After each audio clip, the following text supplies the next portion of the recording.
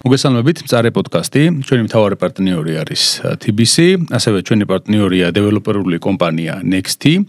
ეპიზოდს წარმოგიდგენთ ტრადიციულად ამბავი ვაინ, ღვინო, რომელიც ისტორიას მოგითხრობთ. ეპიზოდის მხარდამჭერია Classroom G პლატფორმა, რომელზეც მოსწავლეები პოულობენ. მასწავლებლები კი იღებენ დამატებით შემოსავალს სოფლიოს ნებისმიერი წერტილიდან, სპეციალური შემოთავაზების სანახავად ნახეთ პოდკასტის აღწერა.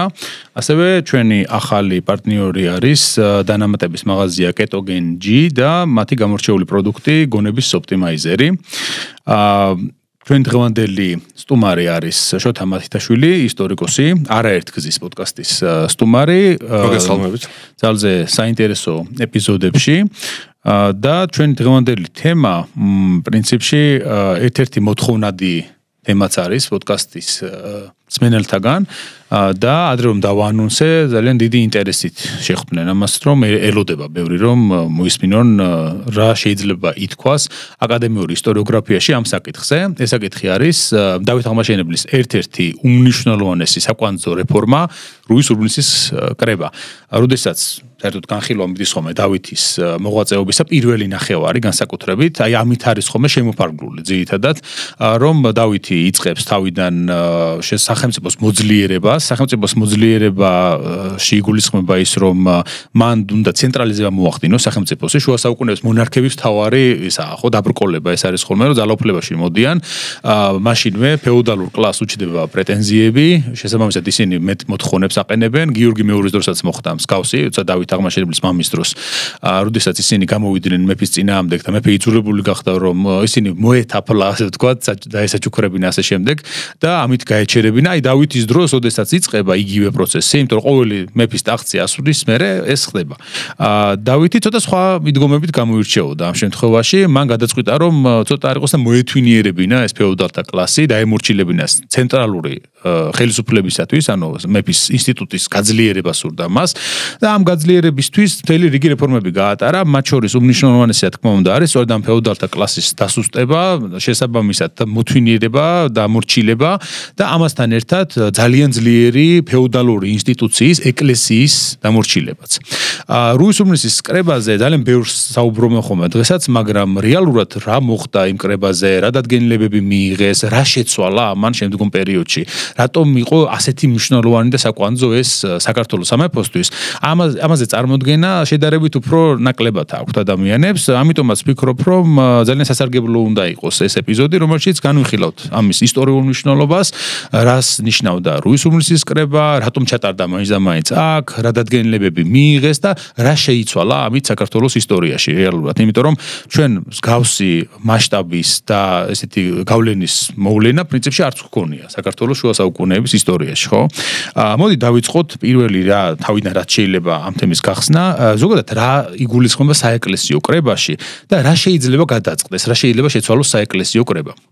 თავიდან მე უკვე ეკლესიამ პირველი მეორე საუკუნეებიდან ქრისტიანული ეკლესია რო ყალიბდება, როგორც ინსტიტუცია, როგორც ორგანიზებული თემი, თავიდან კრებები, საეკლესიო კრება იქცა, ასე ვთქვათ, უმთავრეს ორგანოდ, სადაც განიხილებოდა უმწვავესი, ასე ვთქვათ, ძირეულით საღვთისმეტყველო და კანონიკური საკითხები.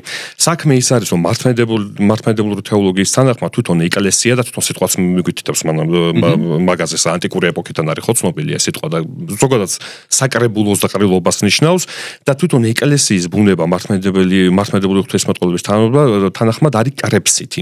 ანუ კრებსითობა არის ზოგადად ეკლესიის ბუნება და კრება, საეკლესიო კრება არის მხოლოდ ერთ-ერთი გამოვლინება ამ კრებსითობის. უნდა ითქვას, რომ მთელი ისტორიის მანძილზე, კონკრეტულად აღმოსავლურ ქრისტიანულ სამყაროში, თუ კი დასავლურ ქრისტიანულ სამყაროში მაინც რომის პაპის ინსტიტუტმა მოიპოვა განსაკუთრებული მნიშვნელობა და გავლენა საღვთისმეტყველო კანონიკური თვალსაზრისით. თუმცა უნდა ითქვას, რომ დასავლეთის ეკლესიაში საეკლესიო კრებას რომ თავის მნიშვნელობა არ დაუკარგავს და ჩვენ ვიცით დასავლეთ საქრისტიანოს ისტორიიდან რომ მუდმივად იმართებოდა დიდი კრებები ხო თუნდაც რა ქვია ლატერანის კრება ავიღოთ ფლორენციის კრება ავიღოთ ვატიკანის კრება რომელმაც გადამწყვეტი მნიშვნელობა გავლენა იქონია მე-20 საუკუნეში მე-19 საუკუნეში ვატიკანის პირველ და მეორე საეკლესიო კრებებმა დასავლურ საქრისტიანოს განვითარებაზე აღმოსავლურ ქრისტიანულ სამყაროში რადგანაც ჩვენ არ ქონდა ესეთი ინსტიტუტი, რომელიც კონსტანტინოპოლის პატრიარქი ვერ იქცა ასეთ ინსტიტუტად, ის არსებითად განსხვავებული არის რომის პაპისგან, რადგან ასეთი ინსტიტუტი არ ქონდა, ამიტომ აქ მუდმივად გადამწყვეტ როლს თამაშობდა კრება და საეკლესიო კრებაზე წყდებოდა ძირითადად უმნიშვნელოვანესი დოგმატურ ფორმულირებას იღებდნენ საეკლესიო კრებაზე, რომელიც სავალდებულო იყო საბოლოო ჯამში მთელი ეკლესიისთვის და კანონიკურ დადგენილებებს. რა თქმა უნდა, გარდა ამისა, აქ ძალიან მართლმადიდებელი ეკლესიის ისტორიაში ძალიან ავტორიტეტული იყო ყოველთვის წმინდათა ეკლესიის მოძღვართა საღვთისმეტყველო თხზულებები, ეპისტოლეები, კანონიკური თუ საღვთისმეტყველო ხასიათი და ასე შემდეგ და ასე შემდეგ, თუმცა უპირატესი მნიშვნელობა ჰქონდა ყოველთვის კრებას და ამ კრებაზე ხმათა უმრავლესობა, რასაც გადაწყვეტდა, ეს ითვლებოდა საეკლესიო გარდამოცემაში, საეკლესიო ტრადიციაში და ეკლესიის ცხოვრებაში უმაღლესი ავტორიტეტის ჰქონდათ. თუმცა აქვე უნდა ითქვას, რომ ზოგიერთი, რა თქმა უნდა, უმაღლესი ავტორიტეტი მართლმადიდებელი ეკლესიის ისტორიაში იყო მსოფლიო საეკლესიო კრება, როდესაც მთელი ეკლესიის სისავსე მართლმადიდებელ მორწმუნეთა თანახმად გამოხატავდა ეკლესიის სწავლას და მოძღვრებას, მაგრამ აქ ცოტა რთულად არის საქმე. საეკლესიო კრება მსოფლიოდ ითვლებოდა რაღაცა დროის გავლის შემდეგ, რაც გამოიცდებოდა, მას შემდეგ, რაც ეკლესიის სისავსე მიიღებდა ამ კრების გადაწყვეტილებების სისწორეს. იმიტომ რომ ჩვენ ვიცით, რომ ბევრი კრება ჩატარებულა, აქ ცოტა რთული საღვთისმეტყველო კანონიკური დეტალებია და ღრმად აღარ ჩავალ, უბრალოდ ზოგადად ვიტყვი, რომ ბევრი კრება ჩატარებულა მართლმადიდებელი ეკლესიის ისტორიაში, რომელიცაც კრების მონაწილეები თვლიდნენ, რომ ეს იყო მსოფლიო და კრების მონაწილეები თვლიდნენ, რომ სულიწმინდის მიერ იყვნენ მომართულნი და სულიწმიდამ შთააგონა მათ გადაწყვეტილების მიღება, თუმცა მომდევნო თაობებს, როდესაც ასე ვთქვათ, მართლმადიდებლობა აღდგენილა, მომდევნო თაობებს ამ კრების გადაწყვეტილება დაუგმია, უარუყია და დაუგმია. მაგალითად 754 წლის კრება, სადაც ხატ მებრძოლეობა მიიღეს როგორც ნორმა. თუმცა გავიდა წლები და 787 წლის მსოფლიო საეკლესიო კრებამ, ანუ ეკლესიის უმეტესობამ იმ კრების დადგენილებები უარყო. აი სწორედ ესა, აქ ძალიან რთულად ხდება, ასე ვთქვათ, ეს პროცესი არ იყო ძალიან მარტივი, თუმცა დღეს უკვე ცნობილი არის და მართლმადიდებელი ეკლესია ასე ვთქვათ, საყოველთაოდ იზიარებს იმ რწმენას, რომ 7 მსოფლიო საეკლესიო კრება, რომელიც ჩატარდა ბიზანტიურ პერიოდში, არის ამ კრებებს აქვს სწორედ მსოფლიო საეკლესიო კრებების სტატუსი. მე მსოფლიო საეკლესიო კრების ჩატარების მცდელობა უკვე დიდი ხანია არის, მაგრამ ჯერჯერობით მრავალი მიზეზის გამო არ გამოდის. თუმცა არა მხოლოდ მსოფლიო საეკლესიო კრებები, არამედ ადგილობრივი კრებებსაც ძალიან დიდი მნიშვნელობა ჰქონდა. მსოფლიო საეკლესიო კრება ამ ადგილობრივი კრებების გადაწყვეტილებებს ავტომატურად იღებდა და ავრცელებდა მთელ ეკლესიაზე. იქნება ეს ღანგრის, ანკვირიის, კართაგენის თუ სხვა ადგილობრივი კრებები. მაგრამ მაინც ძირითადი და უმთავრესი მაინც ნიკეის კრებაა, ხო 325 წელს პირველი საეკლესიო კრება. პირველი საეკლესიო კრება, რომელიც შემდეგ ეკლესიამ მიიღო და იწამა როგორც მსოფლიო საეკლესიო კრება, პირველი ეს იყო, რა თქმა უნდა, ნიკეის პირველი მსოფლიო საეკლესიო კრება და შემდეგ უკვე გაგრძელდა 391 წელი, 431, 451 და ასე შემდეგ. კალკედონის და კონსტანტინოპოლის. ეს 7 მსოფლიო საეკლესიო კრება, რომელიც არის ასეთ უმაღლესი ავტორიტეტი ეკლესიაში. ხო, ეს არის შედარებით ბიზანტიაში რო ტარდებოდა, ძირითადად მსოფლიო საეკლესიო კრება იყო რეალურად, ხო? იმიტომ რომ ბიზანტია იყო ქრისტიანული სამყაროს ცენტრი, ლიდერი, ერთი იმპერატორი, რომელიც იყო ქრისტიანულ სამყაროში.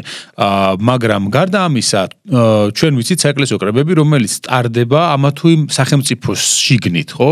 რომელიც ხშირ შემთხვევაში პოლიტიკური მოტივებით იყო ხოლმე შთაგონებული, როგორც იყო მაგალითად ამ შემთხვევაში რუის ურბნისის კრება.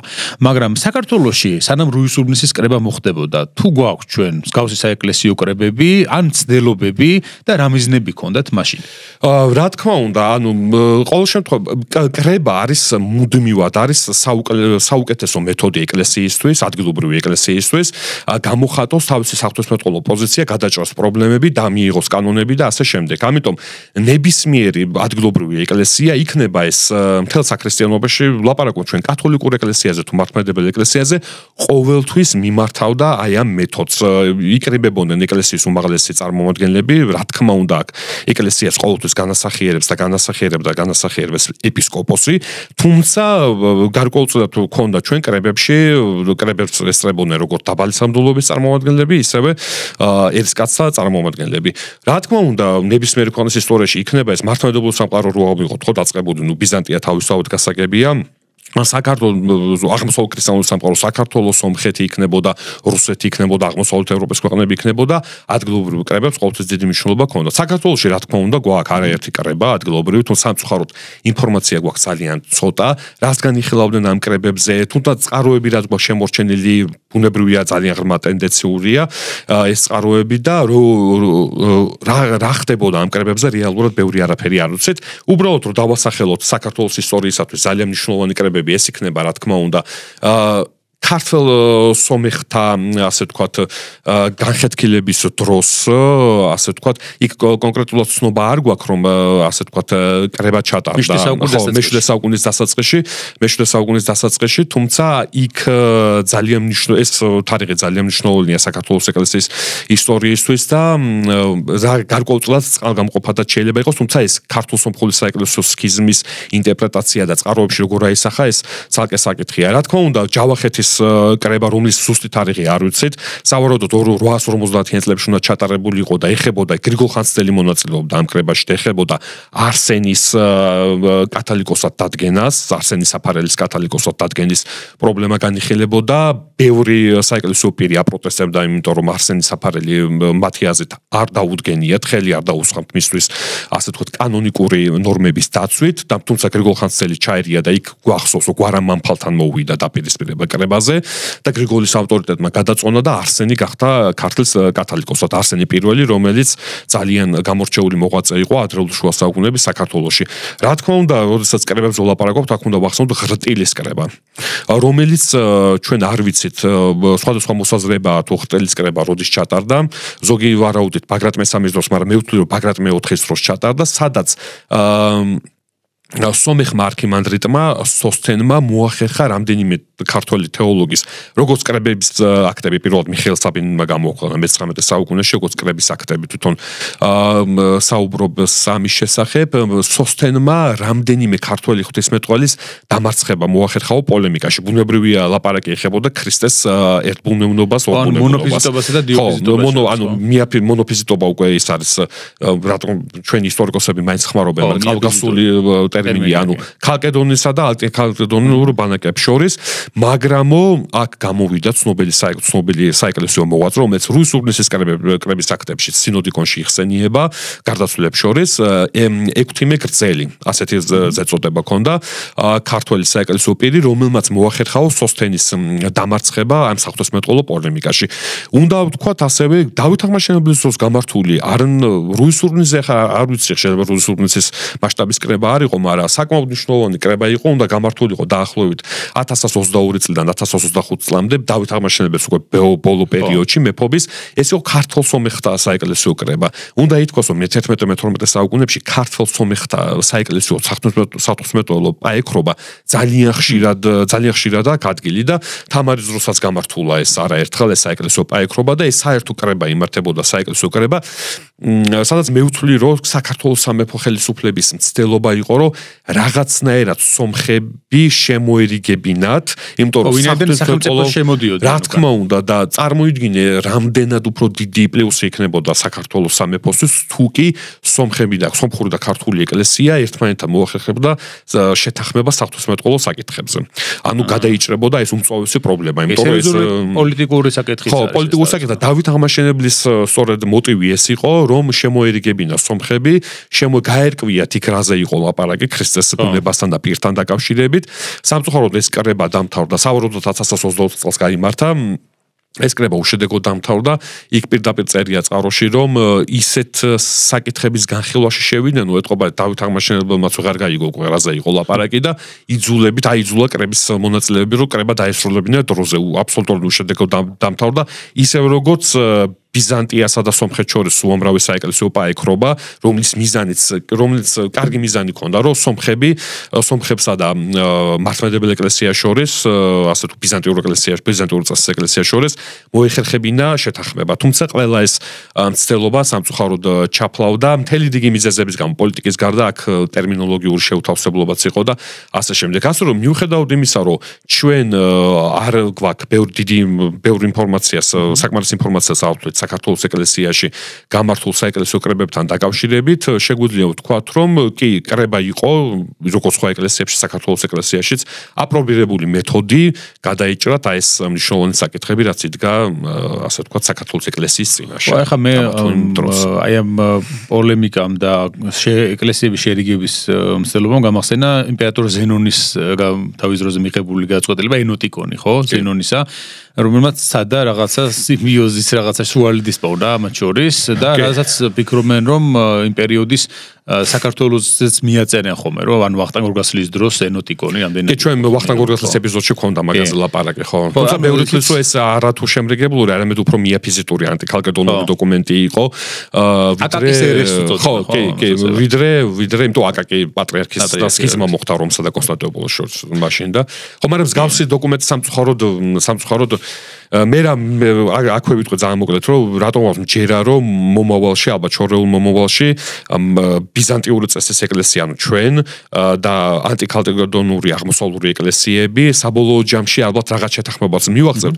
აქვე უნდა თქვა, რომ ეს შეთანხმება გარკვეულწილად მიღწეულია ესეთ რეგიონებში, როგორც სირია და ეგვიპტე, სადაც მაგალითად შენ თუ სიკვდილის პირას ხარ და ხარ კოპტი ან სირიელი, გააქვს უფლება რომ ბერძენ მღვდელთან თქვა აღსარება და მიიღო ზიარება და ისე როგორც დაიწერო ჯვარი ბერძენზე და პირიქით ბერძენმა დაიწერო ჯვარი კოპტზე და სირიელზე, ისე რომ სარწმუნოების შეცვლა არ მოუწიოს. აქ უნდა ვახსენოთ ჩვენ ასე ბაგრატ მეოთხის დროს მცდელობა ხომ, როდესაც გიორგი მთაწმინდელი ჩამოყავთ საქართველოში.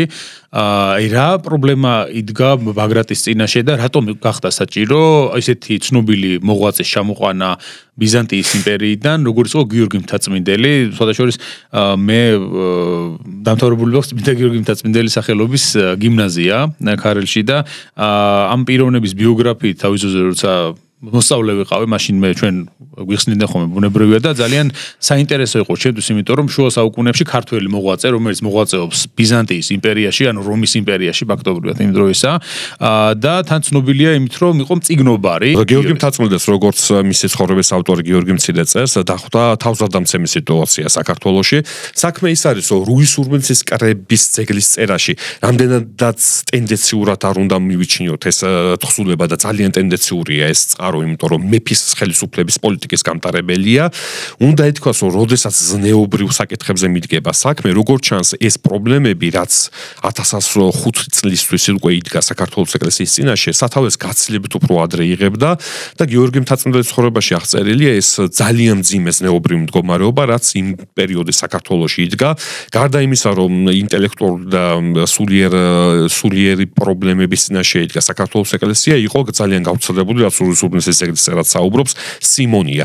სიმონია ზოგადად ძალიან გავრცელებული იყო, ეხლა შენც იცი, დასავლეთ ევროპაში და მთელ ქრისტიანულ სამყაროში, ეს უკავშირდება სიმონ მოგვის სახელს, რომელმაც პეტრე მოციქულს შესთავაზა თანხა, მომყიდეო შენი სასწაულებრივი ნიჭიო, ანუ თანხის სანაცვლოდ საღვთო მადლის მიღებას ასახავს აი ეს მძიმე დარღვევა, რაც ქრისტიანობის ისტორიაში არსებობდა და ბუნებრივი ეკლუნის რეფორმა სწორედ მაგიტომ დაიწყო იქ დასავლეთ რომში და მერე გრიგოლ მეშვიდე და ასე შემდეგ იქ მთელი ისტორია გვაქვს ამასთან დაკავშირებით, სიმონიასთან დაკავშირებით, ანუ სიმონიის პრობლემა, მიქრთამეობა, ეკლესიაში გარყვნილება, უმძიმესა, სხვადასხვა იქ არის ლაპარაკი, რომ გიორგი მთაწმინდელმა ამხილაო ზოგიერთი ეპისკოპოსი, იმიტომ რომ მათთვის ტაძრების გამშვენებას უფრო დიდი ეს ეპისკოპოსები ტაძრების გამშვენებას და შემკობას უფრო დიდ მნიშვნელობას ანიჭებდნენ, ხატების მოოქროვებას, მოჭედვას, ოქროთი და ასე შემდეგ და ასე შემდეგ, ვიდრე ღარიბების და გაჭირვებულების დახმარებას. აი ამას გაუსვა ხაზი გიორგი მთაწმინდელმა და გიორგი მთაწმინდელი მე როგორც მახსოვს იქ ცხოვრებაში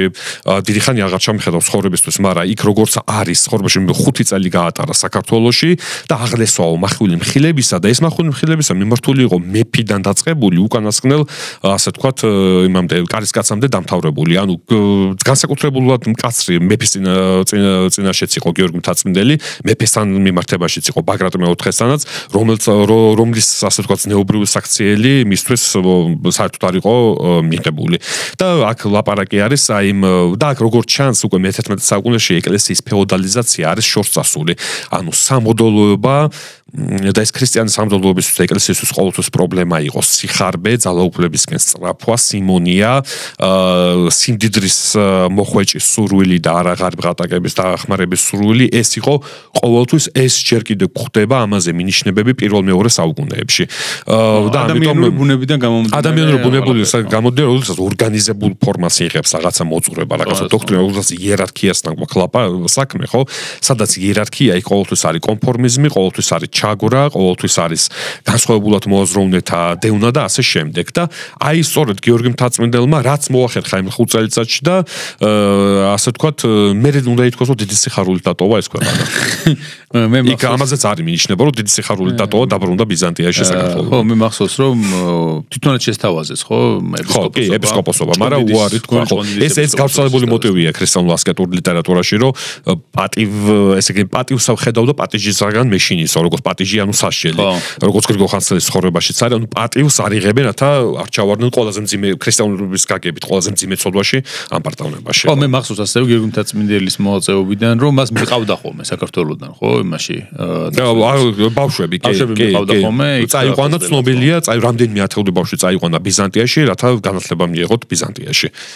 და ხო, შემდეგ ეს ტალანტი გამოიყენებინათ ისევ საქართველოს ეკლესიის კეთილდღეობისთვის. ხო, დავითის პერიოდშიც, დავით აღმაშენის დროსაც გვაქვს გავსის, რომ დავითი ახალისებდა ამას, რომ წაეყვანათ სასწავლებლად. მით უმეტეს მაშინ კონსტანტინოპოლში უკვე დუხსეს ინტელექტუალურ ცხოვრება მანგანის აკადემიაში და უკვე მიქაელ ფსელოსი, იოანე იტალოსი და ასეთი დიდი, ასე ვთქვათ, ვარსკვლავები გვაქვს ბიზანტიური ფილოსოფიის და ბუნებრივად ამან გამოიღო შედეგი, იმიტომ რომ მაგალითად იოანე პეტრეცი და არსენი ყავთოელი რო ვახსენოთ მარტო, ასე ვთქვათ, მათ აითვისეს თლიანად ეს ბიზანტიური კულტურის მონოპოვარი და აზროვნება და საქართველოსთვის ძალიან დიდი შედეგი გამოიღო, აი სწორედ უცხოეთში განათლების მიღება, მოდი ასე ვთქვათ. ხო, რასაც ხო, მაშინდელი კულტურის ცენტრი აღმოსავლეთში ბიზანტია. ასე რო ვთქვათ, ხო. აი შენახსენე ეკლესიის ფეოდალიზაცია და პრინციპში ხა ეს შუა საუკუნეებში ჩაულებრა ანუ როგორც დასავლეთ ევროპაში, ისე საქართველოში ზოგადად, იმიტომ რომ ვინ იყვნენ ის ღვთისმსახურებიც, ხო, ვინც მიდიოდა მაღალი იერარქიის ღვთისმსახურები, ძირითადად იყვნენ ფეოდალური ოჯახების წარმომადგენლები ასევე. განსაკუთრებით თუ პირველი ვაჟი ამ შემთხვევაში ხდებოდა ხოლმე აგზელებდა მემკვიდრე იყო უშუალოდ, შეიძლებოდა რომ მეორე, მესამე ვაჟები სასულიერო კარიერაში და იქაც ყოფილიყვნენ ფეოდალები, ოღონდ საეკლესიო ფეოდალები ამ შემთხვევაში, რაც ექნებოდა არანაკლები გავლენა, არანაკლები ძლიერება, მიწები თავისი ყმებით და ასე შემდეგ. აბულეთის ძეები გავიხსენოთ დავით. ხო, აი ყველაზე საინტერესო მომენტი ეგ არის, მაგრამ იცი რა, ჩვენ ნახსენოთ ალბათ სანამ უშუალოდ კრებაზე გადავალთ, რომ დავითმა თავიდან დაიწყო ყველაზე ძლიერი ფეოდალების მოთვინიერება, მათ შორის ყველაზე მნიშვნელოვანი არის ლიპარიტი ბაღვაში და ფაქტობრივად ანადგურებს ხო ამ საგვარეულოს დავით აღმაშენებელი. ლიპარიტი იყო აინც მისი წინააღმდეგობის გატეხვა ალბათ იყო სიგნალი შემდგომში რა საკეთებდა და რა საერთოდიოდა დავით აღმაშენებელი, მაგრამ აი ამას შემდგომში მოყვება ძაგან აბულეთის დის ამბავიც. ძაგან აბულეთის ერთ-ერთი უძლიერესი ფეოდალი მაშინ საქართველოში და მისი ძმა მოდისტოს, რომელიც იყო ეპისკოპოსი და რომლებიც იარაღის ზალი დაუპირისპირდნენ დავითს, კი არა ციხეში გამაგრდა როგორც მახსოვს მოდისტოსი და შემდგომ დავითმა ალყა შემოარტყა ამ ციხეს. ანუ აქ ხედავთ რამდენად პრობლემური არის მეფისათვის დამორჩილება ამ სხვადასხვა ფეოდალური ინსტიტუციების, რომელიც სახელმწიფოში არსებობს.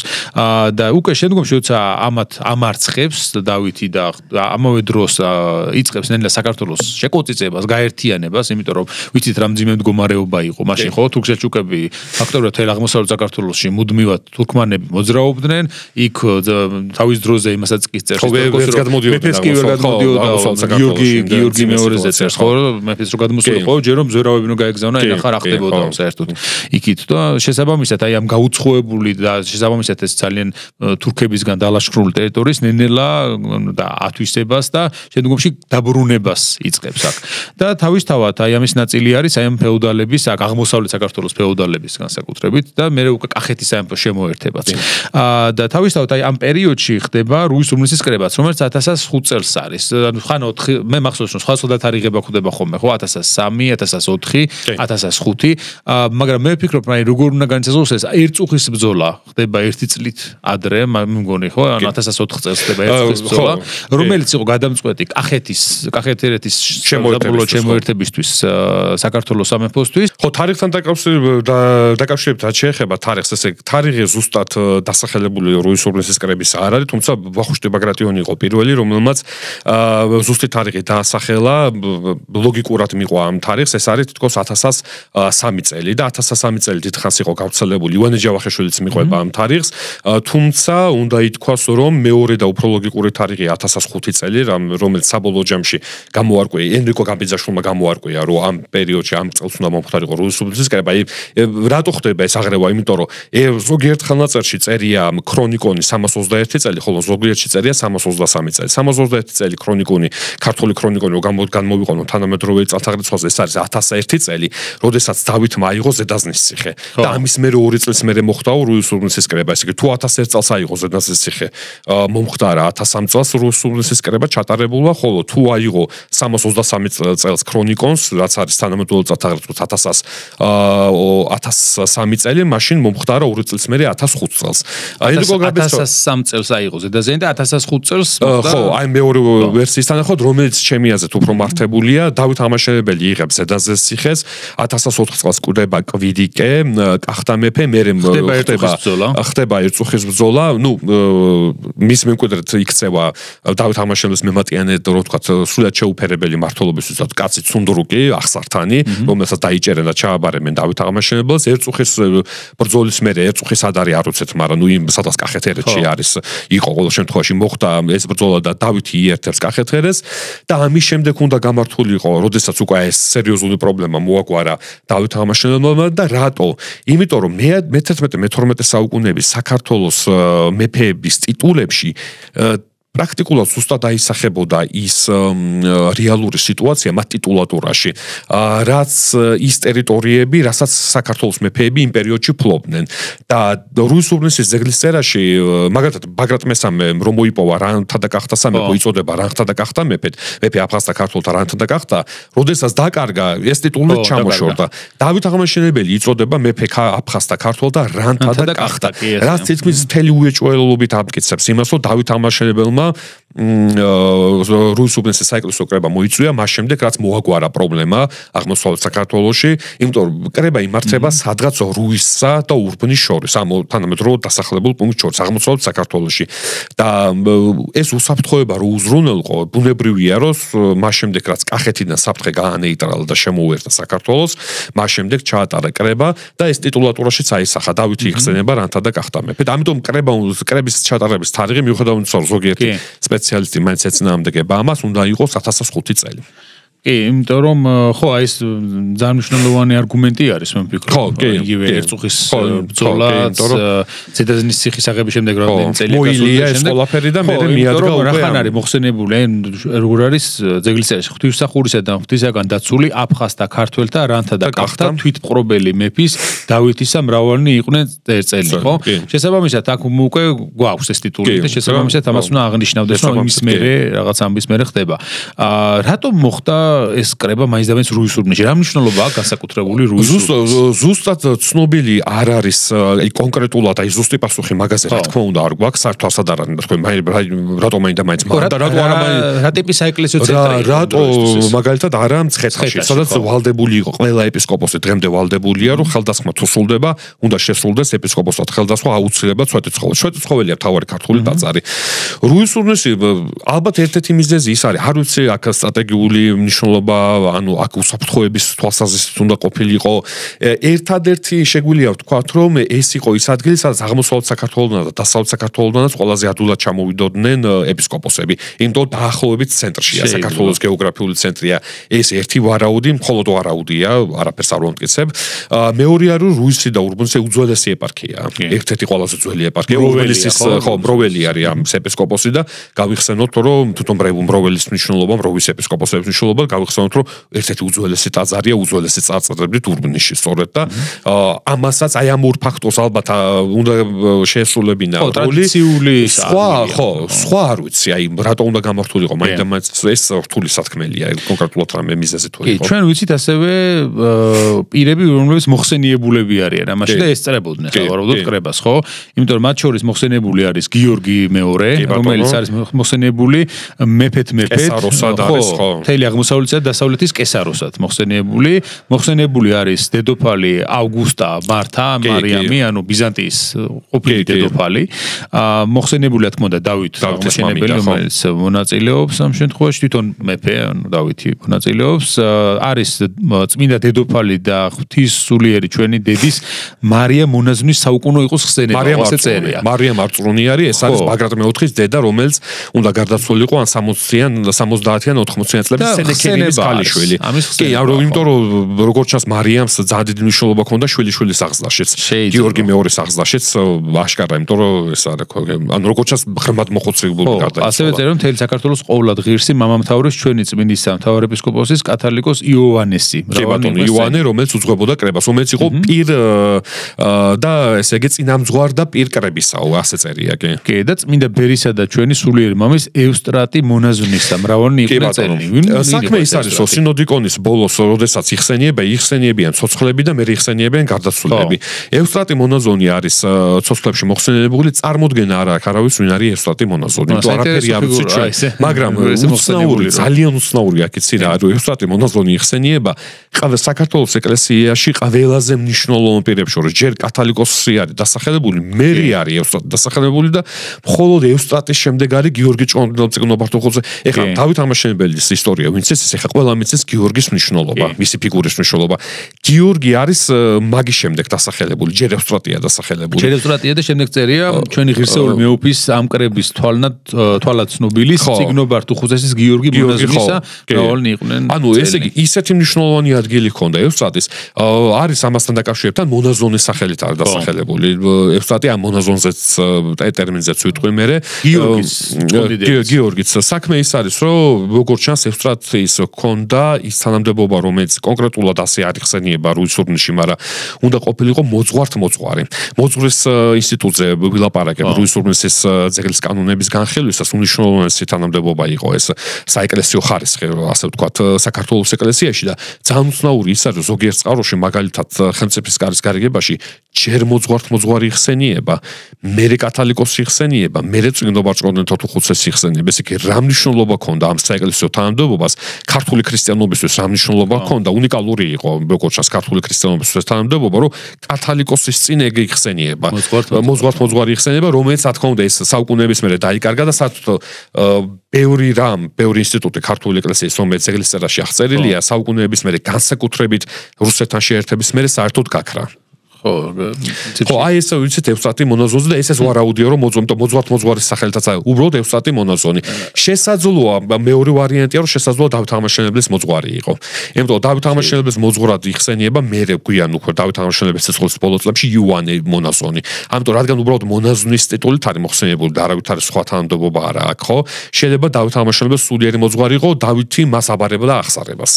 ამ კრების ძეგლის წერას შეიძლება იყენებენ ხოლმე არგუმენტად, როდესაც გიორგი მეორის სტატუსზე არის საუბარი, იმიტომ რომ გიორგი მეორე ვიცით რომ დავით 1099 წელს ადის ტახტზე და გიორგი მეორე ცოცხალია, ჩვეულებრივ უბრალოდ დავითი ან ჩაანაცვლა, ანუ ის ავიდა ტახტზე, მაგრამ რა სტატუსი ჰქონდა ამის მერე გიორგის, ანუ რა ფუნქცია ჰქონდა ამის შემდეგ, ეს არსად არ ჩანს, თუ არ ჩავთვლით ძეგლის წერას ამ შემთხვევაში. მერე ფაქტია ცოცხალია. ცოცხალია და მოხსენიებულია როგორც მაგალითად იგივე მართა დედოფალი. ხო, როგორც ჯანმრთელიც არის და გონზეც არის და იმიტომ ესწრება კრებას და როგორც რაღაც მონაწილეობას იღებს.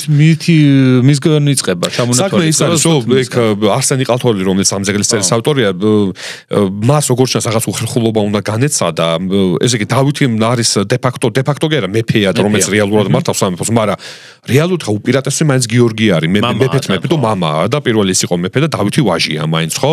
ამიტომ ამ უხერხულობის გასანეიტრალებლად, ასე ვთქვათ, ამთავრებს სინოდიკონს ამთავრებს, ასე ვთქვათ, დავითის დიდები და ქებით, გიორგის, აი არსენი ყალთოელი და მერე უკვე გადადის გიორგი მეორეზე. უკვე ცოცხლებს როგორც იხსენებს და მერე იხსენებს ჯერ გიორგი მეორეს, მერე მის დას მართას, მერე მესამე ადგილას დავით აღმაშენებელს და მერე მიყვება უკვე ცოცხლები და მერე ცოცხლების მერე მიცვალებულებს იხსენიებს. მაგალითად, მიცვალებულებში იხსენიება ეუსტატე მონაზონის გარდა ვინმე მიქაელ ჭუაი. აი ეს მიქაელ ჭუაი, რომელიც წარმოდგენა არ გვაქვინ იყო. მაგრამ იხსენიებენ ასევე მაგალითად იხსენიება არსენ კალიპოსელი, რომელიც ზოგით თვს არსენი ყალთოელი იყო, მაგრამ არ ეჭვირო საერთოდ სხვა არსენი იყო. მე მაგაზეც არ არის ლაპარაკი და რა თქმა უნდა იხსენიებიან ძალიან ცნობილი მოღვაწეები, რომელიც უკვე იმ პერიოდისთვის გარდაცვლილები არიან, გიორგი მთაწმიდელი, ექვთი მეკრძელი, რომელიც როგორც ჩანს გამორჩეულ სტეფანე სანანოიძე გამორჩეული ღვთისმეტყველები იყვნენ, ხო? და ეს მაგრამ ფაქტია, რომ პირველ ადგილას გიორგი იხსენიება. ცოცხლების მოსახსენებაში. ასევე ძალიან საინტერესოა, რომ მარიამ დედოფალი, ანუ მე გულისხმობ მართა მარიამი ესწრება ბიზანტიის დედოფალი ამ კრებაზე. რა უნდა ყოფილიყო მისი დატვირთვა და ფუნქცია ამ კრებაზე? რეალურად ჩვენ მართას ჩართულობის შესახებ საქართველოს ბიზანტიის პოლიტიკურ ურთიერთობაში ბევრი არაფერი არ ვიცით. ჩვენ ვიცით, რომ რეალურად რაღაცა ხა შეიძლება ინტერნეტში ვიღაცა წააწყდეს რაღაც სასწაულებრივ ფანტასტიკურ ამბებს, რომ ეხლა რაღაცა მართას განსაკუთრებული როლი ხო საქართველოს ბიზანტიაში განსაკუთრებული როლი ჰქონდა და ის რო არა დავითი არ მოიწვევდა კრებას და რაღაც დირექტივებს აძლევდა. ხო, მაგრამ ზღაპრებია ჩვეულებრივად. ნუ მართლა ვიცით, რომ ბიზანტიაში გარკვეულ პერიოდში თამაშობდა ძალიან მნიშვნელოვან როლს. მე 90-იან წლებში ჩამოცილდა ამ პოლიტიკას, იყო მიქაელ მეშვიდის და ნიკიფორე, ხო? ნიკიფორე მესამე სპოტანიატეს ასე ვთქვათ მეუღლე. მაგრამ როგორც ჩანს, უბრალოდ ვარაუდი ზონაზე ჩვენ შეგვიძლია ვთქვათ, რომ გარკვეულწილად მართა მარიამს რაღაც გავლენა და ბუნებრივიც არის, უნდა ჰქონოდა სამეფო კარზე, იმიტომ რომ მამიდა იყო დავითის, ეხლა შოროლნაცავი ხო არ ყოფილა. ხო, ის ინტერესური ჩამოსული რომ არის ან ბიზანტიიდან, იმიტომ რომ ის ამდენი წელია უკვე ბიზანტიის დედოფალი იყო. სპეკულაციების ამბავია, შეიძლება დავითმა თხოვა ჩამოსულიყო, შეიძლება მართაც რაღაც მონაწილეობას იღებდა კრებაში, შეიძლება ფაქტი არის, რომ რადგან კრებაში და დამსწრეებში იხსენიება მართა მარიამს რაღაცა მონაწილეობა კრების მომზადებაში უნდა მიეღო და შეიძლება რაღაც ბიზანტიასთან ურთიერთობების დარეგულირებაშიც ეხმარებოდა. კიდევ ერთხელ ვამბობთ, ვარაუდები. უბრალოდ ინტერპრეტაცია. იცი რა, შეიძლება ასევე რომ რადგან მაინც ბიზანტია იყო ცენტრი ქრისტიანული კულტურისა და ღვთისმეტყველებისა და შემდეგ შესაძლოა ის ყოფილიყო რაღაცნაირად ამ შუამავალი, რომ ბიზანტიელი ღვთისმეტყველები და შემდეგ ყოფილიყვნენ ჩართულები ამ პროცესში, რომ ეს კრება შემდგარიყო ისე როგორც საჭირო იყო. და ალბათ უფრო სავარაუდოც არის, რომ ეგრე იქნებოდა. იცი და უფრო ნაკლებად სავარაუდო ის არის, რომ ვთქვათ, რომ მართა მარიამ საერთოდ არაფერი როლი არ ქონდა. როგორ ანუ რადგან ესწრება კრებას, ეთყობა რაღაცა როლი აქვს, ხო? რადგან არის მოხსენიებული სხვა ნათესავები სამეფო ოჯახის ატვარი ხსენიებიან მაშინ, ხო? ანუ როგორც ჩანს, ხო, რაღაცა დონეზე ჩართულები იყო. თან იმის თქმა თუ შეგვიძლია რომ უბრალოდ მოხსენიებულია, მაგრამ არ ესწრებოდა. თუ შეიძლება ასეთი რაღაცაც რომ იყოს. მაგრამ თუ აქ მოხსენიებული ეს რა თქმა უნდა შესაძლებელია, მაგრამ აქ ესე ვარაუდების სფეროში ვარ. მე უფრო ვარაუდობ, რომ დიდი ალბათობით ესწრებოდა კიდევაც. ესწრებოდა. ერისკაცების დასწრება საეკლესიო კრებაზე შეზღუდული იყო ყოველთვის, მაგრამ პრაქტიკა აჩვენებს, რომ მაგალითად ბიზანტიაში დედოფალი ირინე და დედოფალი თეოდორა ეს არათუ ესწრებიან კრებებს, იწვევენ კიდევაც კრებებს, იმ კრებებს, რომელსაც უდიდესი როლი შეასრულებს მართლმადიდებლობის ისტორიაში, ასე რომ მაღალი რანგი ასე ვთქვათ, მაღალი რანგის ფეოდალების არისტოკრატიის დასწრება და განსაკუთრებით სამეფო ოჯახის წევრების დასწრება, ასე ვთქვათ, კრებაზე მაგაში ხო, ჩვეულებრივი კი. და ასევე ეს კრება შედგენილი არის არსენ იყალთოელის მიერ, ხო, ძეგლის წერა ამ შემთხვევაში. რა ვიცით ამ ადამიანის შესახებ? ისევ ხა უნდა გაუცრო მაყურებელს და მსმენელს იმედები, იმიტომ რომ კიდევ ერთხელ ვამბობთ, რომ მიუხედავად იმისა, რომ უკვე მე-11 და მე-12 საუკუნეებში ვართ და არ ვართ იმ ეპოქაში, რაც წინა პოდკასტებზე ვილაპარაკეთ გაქრისტიანება, ბარნავაზი ვახტანგს წყაროებით კიდევ უფრო მწირია. მაინც ბევრი არაფერი არ ვიცით, ვიცით ერთ-ერთი რამ, რომ არსენ იყალთოელი ძალიან მტკიცედ იყო დაკავშირებული შავი მთის სირიაში, სამონასტრო ცენტრებთან, სადაც ბევრი ქართველი იყო. ის უნდა ყოფილიყო ბასილი კალიპოსელის, ცნობილი ქართველი მოღვაწის, სირიაში ცნობილი ქართველი მოღვაწის სულიერი შვილი. მისი დავალებითაც ალბათ უნდა დაეწყო მისი ინტელექტუალური საქმიანობა. არსენ იყალთოელი არის ერთ-ერთი ყველაზე მასშტაბური მოღვაწე საქართველოს ეკლესიის 1000-ლოვან ისტორიაში, იმიტომ რომ მისი ძალისხმევა არ სად მოასწოდა სად როგორ მოახერხა ამ კაცმა ამდენი თხზულების თარგმნა და როგორ მოახერხა ამ კაცმა ისეთი უნიკალური საქრისტიანოში ისეთი უნიკალური დოკუმენტის შედგენა როგორც იყო დოგმატიკონი სადაც მან შეიტანა მის მიერ ნათარგმნი სხვადასხვა საღვთისმეტყველო თხზულებები ძირითადად ბერძნულიდან სხვადასხვა საკითხზე იქნებოდა მიაფიზიტობა მონოფიზ ქალკედონია არა ქალკედონია ასე ვთქვათ არიანელობა და ასე შემდეგ და ასე შემდეგ ბევრი საღვთისმეტყველო მნიშვნელოვანი თხზულება ეს დოგმატიკონის სრული სახით გამოცემული არ არის ამ დოგმატიკონის წაღება წამოღება შეიძლება ურემი სხვანაირად ვერ ატარებდნენ უზარმაზარი წიგნია მაგის გარდა ასევე არსენი ყალთოელმა თარგმნა გიორგი არმატოლის ქრონოგრაფი თარგმნა საქართველოს ეკლესიაში დარჩება სამარადისოს იმიტომ თარგმნა ჯულის კანონი ჯულის კანონი რომელიც არის 14 ტიტლოვანი ჯულის კანონი 14 თავისგან შედგენილი ძირითადი დღემდე ძირითადი საეკლესიო ძეგლი მართლმადიდებელი ეკლესიის სამართლისა სადაც სამართლებრივი ნორმებია თავმოყრილი და ავტორი თითქმის უეჭველობით შეგვიძლია ვთქვათ რომ იყო ავტორი რუსოფნისის ძეგლისწერის დავითმა როგორც ჩანს მოიწვია სპეციალურად შავი მთიდან შეიძლება ბიზანტიიდან კონსტანტინოპოლიდან შეიძლება შავი მთიდან ჩამოვიდა ხა ზუსტად ამას ვერ ვიტყვით მაგრამ ის ჩამოვიდა ასე ვთქვათ უცხოეთიდან და საქართველოში გააგრძელა მოღვაწეობა და ხო გეუბნებთ ბრწყინვალე ასე ვთქვათ ძეგლები დაგვიტოვა წმინდა ნინოს ცხოვრებაც მეტაფრასული ვარიანტი მას ეკუთვნის რამდენი მოასწრო ამ კაცმა რაღაც ხო ვიცით რომ იყალთოელი ანუ იყალთოდან არის რა რამდენად მნიშვნელოვანი ცენტრი იყო იყალთო ხო ანუ იყალთოში რადგანაც ჩვენ ვიცით ისე რომ წირეცნობა რომ აკადემია სასულიერო სასწავლებელი დაარსდა და მისი შენობა დღეს შემორჩენილია რა დროიდან ყოფილიყო დაახლოებით მე-12 საუკუნის დასაწყისიდან ისე როგორც გელათი რომის შენებლობა იწყება 1006 წელს როგორც მახსოვს 1006 წელს და როგორც ჩანს არსენი იყალთოელმა და სხვა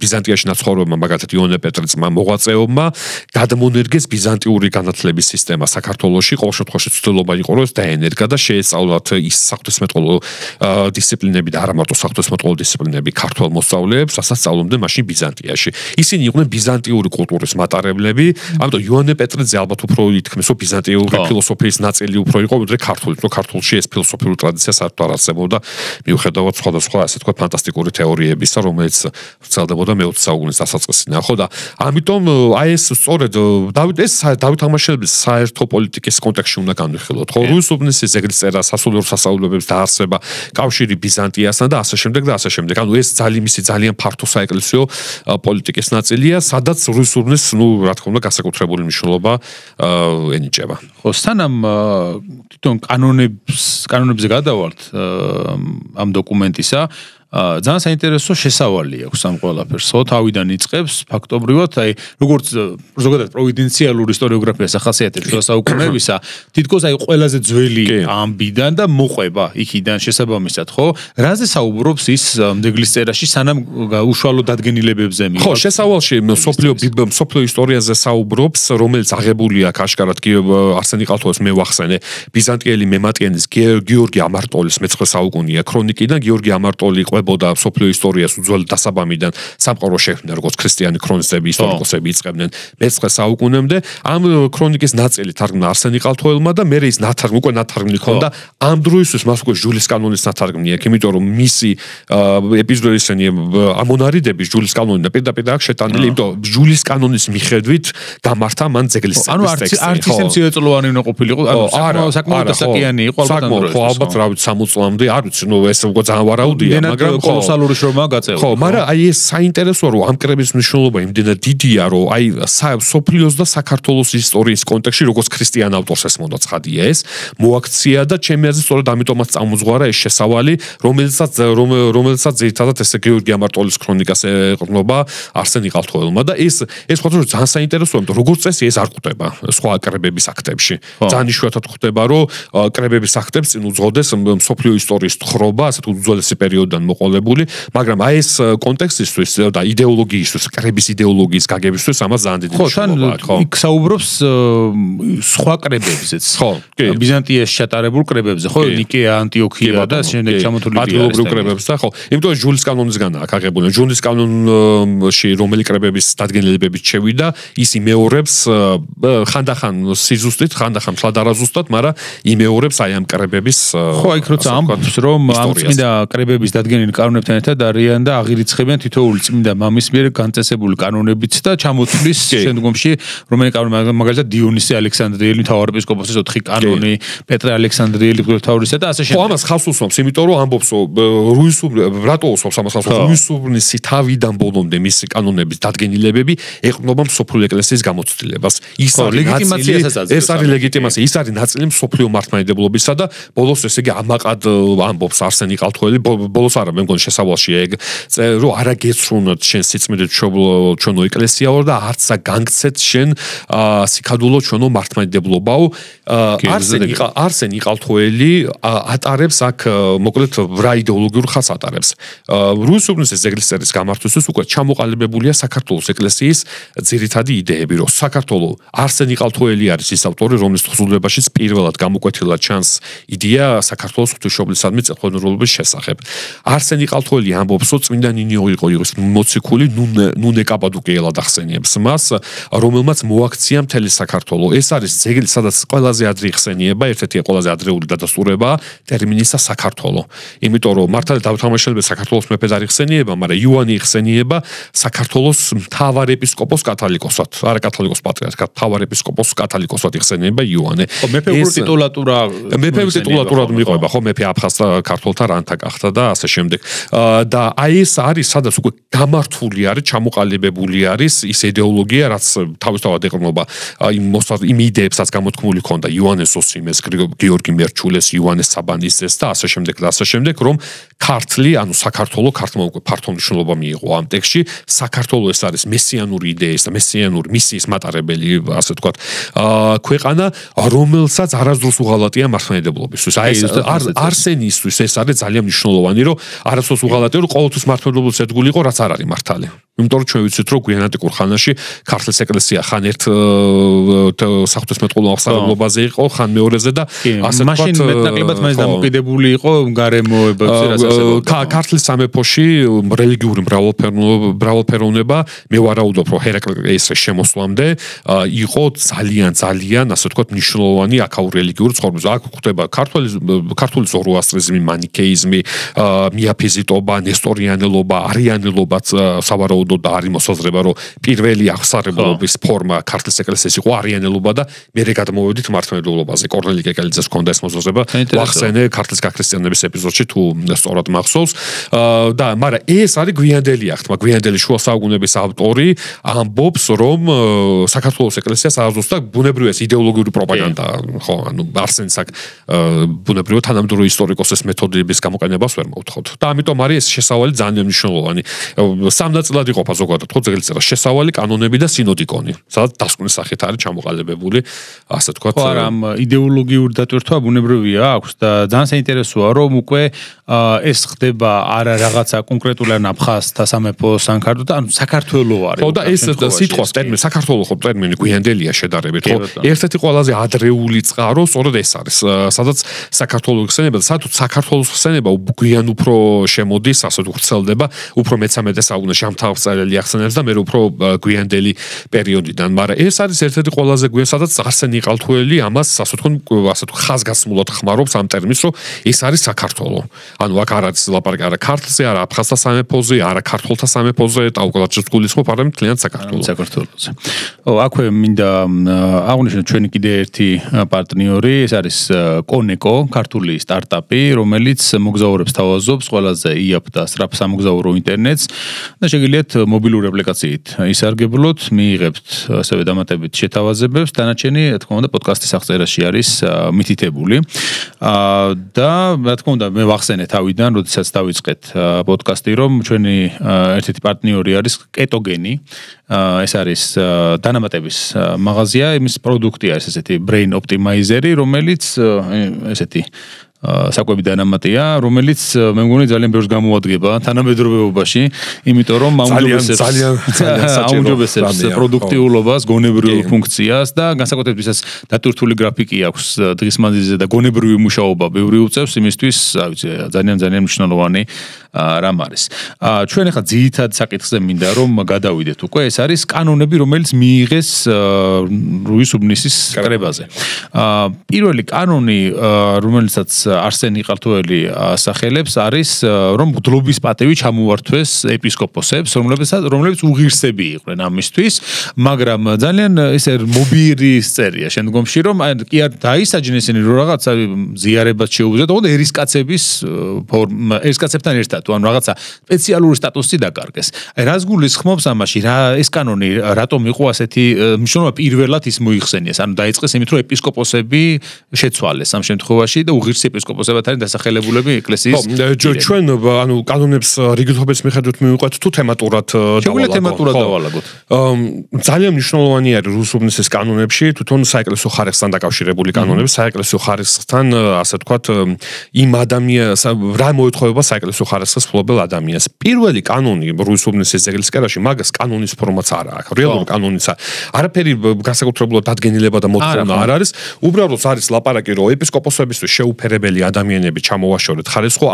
აქ ლაპარაკი არის ნახე რა საინტერესო განსხვავებას აკეთებს არსენი ყალთოელი რომ გავუთანაბრეთ ერისკაცებსო ანუ განკვეთ ამ შემთხვევაში საერთოდ საეკლესიო ხარისხის აყარას არსენი ყალთოელი საეკლესიო ხარისხის აყარასთან დაკავშირებით იყენებს სამ ტერმინს ეს არის განკვეთა ეს არის განკანონება და მესამე ტერმინსაც იყენებს მე მსჯელობის დროს გავიხსენოთ ესე იგი გამახსენდება ეს ტერმინი ძირითადად იყენებს განკვეთას სამღვდელო ხარისხისგან განკვეთა და ეპისკოპოსის ნიშნავს ეპისკოპოსის მღვდელმთავრობის ხარისხი მას აეყარა წაერთვა და გაუთანაბრდნენ ჩვეულებრივ ერისკაცებს მაგრამ იქვე წერს რომ ჩვენ კი არ შეგვიჩვენებიაო ანუ ნახე სამღვდელო ხარისხის აყარა და ანათემა ანუ ეკლესიისგან საბოლოოდ მოკვეთას ამ ორ შორის განასხვავებს მე მისჩენს მან ეჭვსო ყველა ეს ეპისკოპოსი მაინდამაინც შეუფერებელი კი არისო თავის უზნეო საქციელით მეფის პოლიტიკისთვის არიყვნენ უბრალოდ შესაფერისნი და ამიტომ საბაბი სჭირდებოდა რა თქმა უნდა მეფეს რომ ეს ძლევამოსილი ფეოდალების ოჯახები ვინც არ უნდა ყოფილიყო კონკრეტულად არ ვიცით როგორც მოდისტოსი იყო მაგალითად როგორც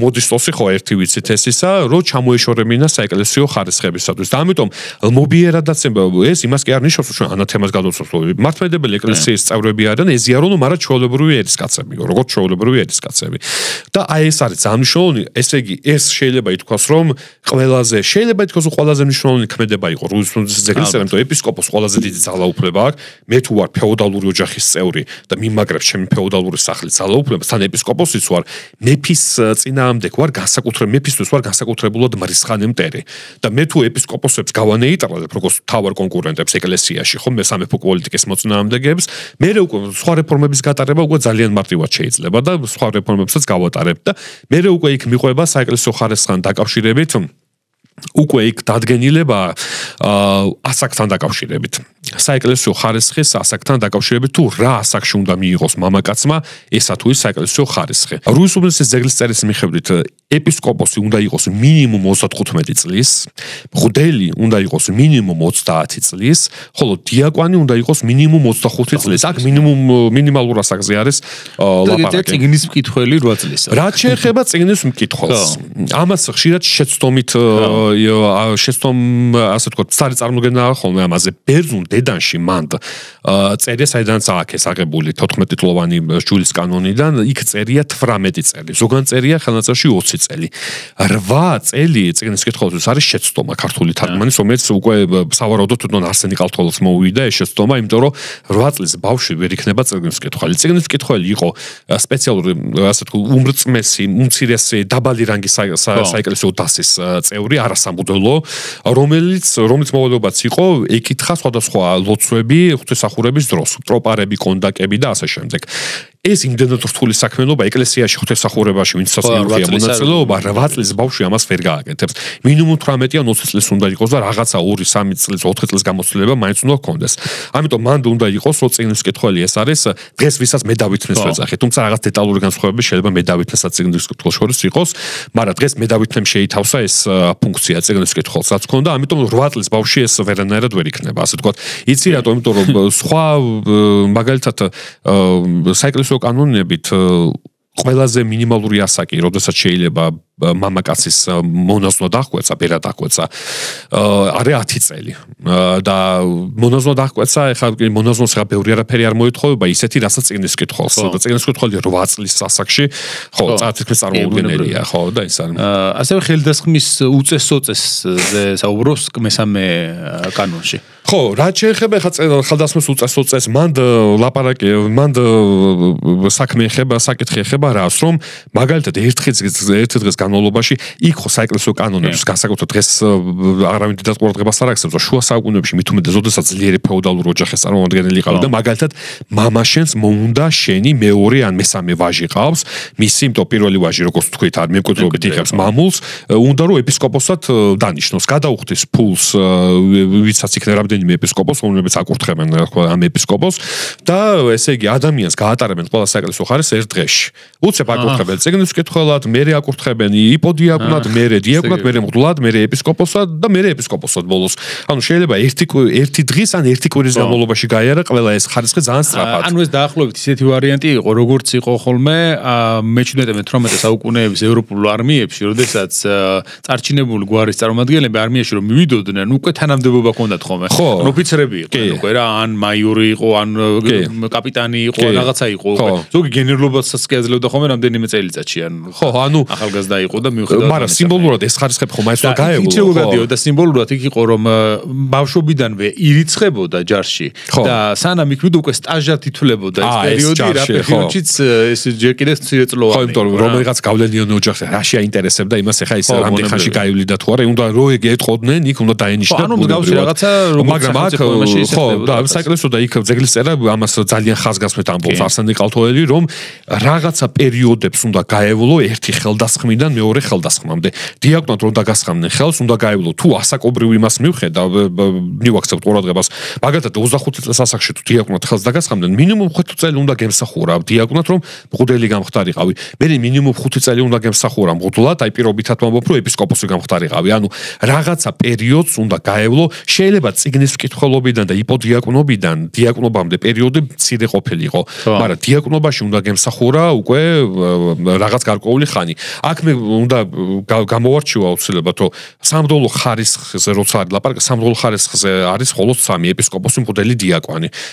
ეპისკოპოსი განასახიერებს ეკლესიას და მას უკვე ყველაფრის უფლება აქვს საეკლესიო კანონიკით, ეკლესიის კურთხევა და ასე შემდეგ და ასე შემდეგ, მღვდლების ხელდასხმა და ასე შემდეგ, მღვდელს წირვის ჩატარების უფლება აქვს და საიდუმლოებების აღსრულების და მღვდელს ისე როგორც ეპისკოპოსს თავისთავად და დიაკონს არ აქვს საიდუმლოებების აღსრულების უფლება, ის ეხმარება, ის არის თანამწირველი მღვდლის, მაგრამ არ აქვს მაგალითად უფლება რომ აღსარება მიიღოს და ასე შემდეგ. ხოლო რაც შეეხება იპოდიაკონს, კერძო დიაკონს, ეს იყო საეკლესიო ხარისხი არასამღვდელო, მას ასე ვთქვათ, დიაკონზე უფრო დაბალი ხარისხი იყო, მისი ძირითადი მოვალეობა იყო მიხმარებოდა ეპისკოპოსს ღვთისმსახურებაში. ჩაეცვა მისთვის საეკლესიო შესამოვალწელი, მიეტანა არწივი ეს არის პატარა ნაჭერი, რომელიც არწივია გამოსახული, რომელსაც ეპისკოპოსი დგას და მიხმარებოდა დაუშვათ ეპისკოპოსს საკურთხეველში ღვთისმსახურების დროს. იპოდიაკონების ფუნქციას დღეს ასრულებენ ძირითადად სტიქაროსნები. იპოდიაკონი, კერძო დიაკონი ქართულად ვთქვათ, დღეს ასეთი თანამდებობა საეკლესიო ასე ვთქვათ წოდება აღაც არის საქართველოს ეკლესიაში, ისე როგორც წიგნის მკითხველი, მაგრამ წიგნის მკითხველი პრინციპში დამედავითნე ერთ და იგივეა, ასე რომ ხო, ცოტა შორს აი გიორგი მთაწმინდელიც არის მოხსენიებული მეოთხე კანონში, რომ ხელდასხმის შესრულების წესი ისე უნდა აღსრულდეს, როგორც ნეტარებით მოხსენიებული გიორგი მთაწმინდელის ახალ კურთხევანში აღწერილია. საქმე ის არის, რომ ძველი კურთხევანი იყო, ძველი კურთხევანის თარგმნელი იყო ექვთიმე ათონელი, რომელმაც ის თარგმნა მე-10 საუკუნის ბოლოსთვის. კურთხევანი ეს არის სხვადასხვა ლოცვები, რომლის მიხედვით, რომელსაც შენ წარმოთქვა სხვადასხვა რიტუალის შესრულებისას. ამიტომ ძალიან აუცილებელი, ასე ვთქვათ, საჭირო წიგნია საეკლესიო ღვთისმსახურებისთვის. და ექვთიმე ათონელმა ეს კურთხევანი თარგმნა შემოკლებული რედაქციით, შეამოკლა. და არსენი ყალთოელი იმიტომ ითხოვს, რომ სრული კურთხევანით გიორგი მთაწმინდელის კურთხევანით შეასრულოთ ყველანაირი ღვთისმსახურება, იმიტომ გიორგი თარგმნა სრულად. მაშინ უკვე ყველა ლოცვა იყო მოხსენიებული და ამიტომ ამას ხაზს უსვამს, რომ აუცილებლად უნდა იყოს, ასე ვთქვათ, ყველა აუცილებლად ღვთისმსახურება ყველანაირი უნდა შესრულდეს გიორგი მთაწმინდელის კურთხევანით. ხო, არა მარტო სრული რედაქცია, ხო. ეკლესიის კურთხევა, საკურთხევლის დამყარება და ყოფილი მირონის განწმენდაც ასევე ამის მიხედვით მირონის კურთხევა, ეკლესიის სათოფურება, ანუ კურთხევა და ასე შემდეგ კი ყველაფერი. ხო, მეხუთეში წერია აშკარად სიმონიაზეც მათ შორის. ხო, თამისა და საფასურის კი, რა ვთქვი, მაგრამ აქ ძალიან საინტერესოა, რომ მაგ კანონში მოხსენიებული არის არ შეიძლება ქრთამი მიცეო ეპისკოპოსად ხელდასხმისთვის, ანუ დიდი ფეოდალური ბუნებრივია, იქ ვერცხლს ჩაუჩხრიალებდნენ, ვისაც საჭირო იყო და ისინი აკურთხებდნენ მერე ეპისკოპოსად ნებისმიერ კანდიდატს. და სულ არ აინტერესებდათ განათლება ქონდა, არ ქონდა განათლება და ასე შემდეგ.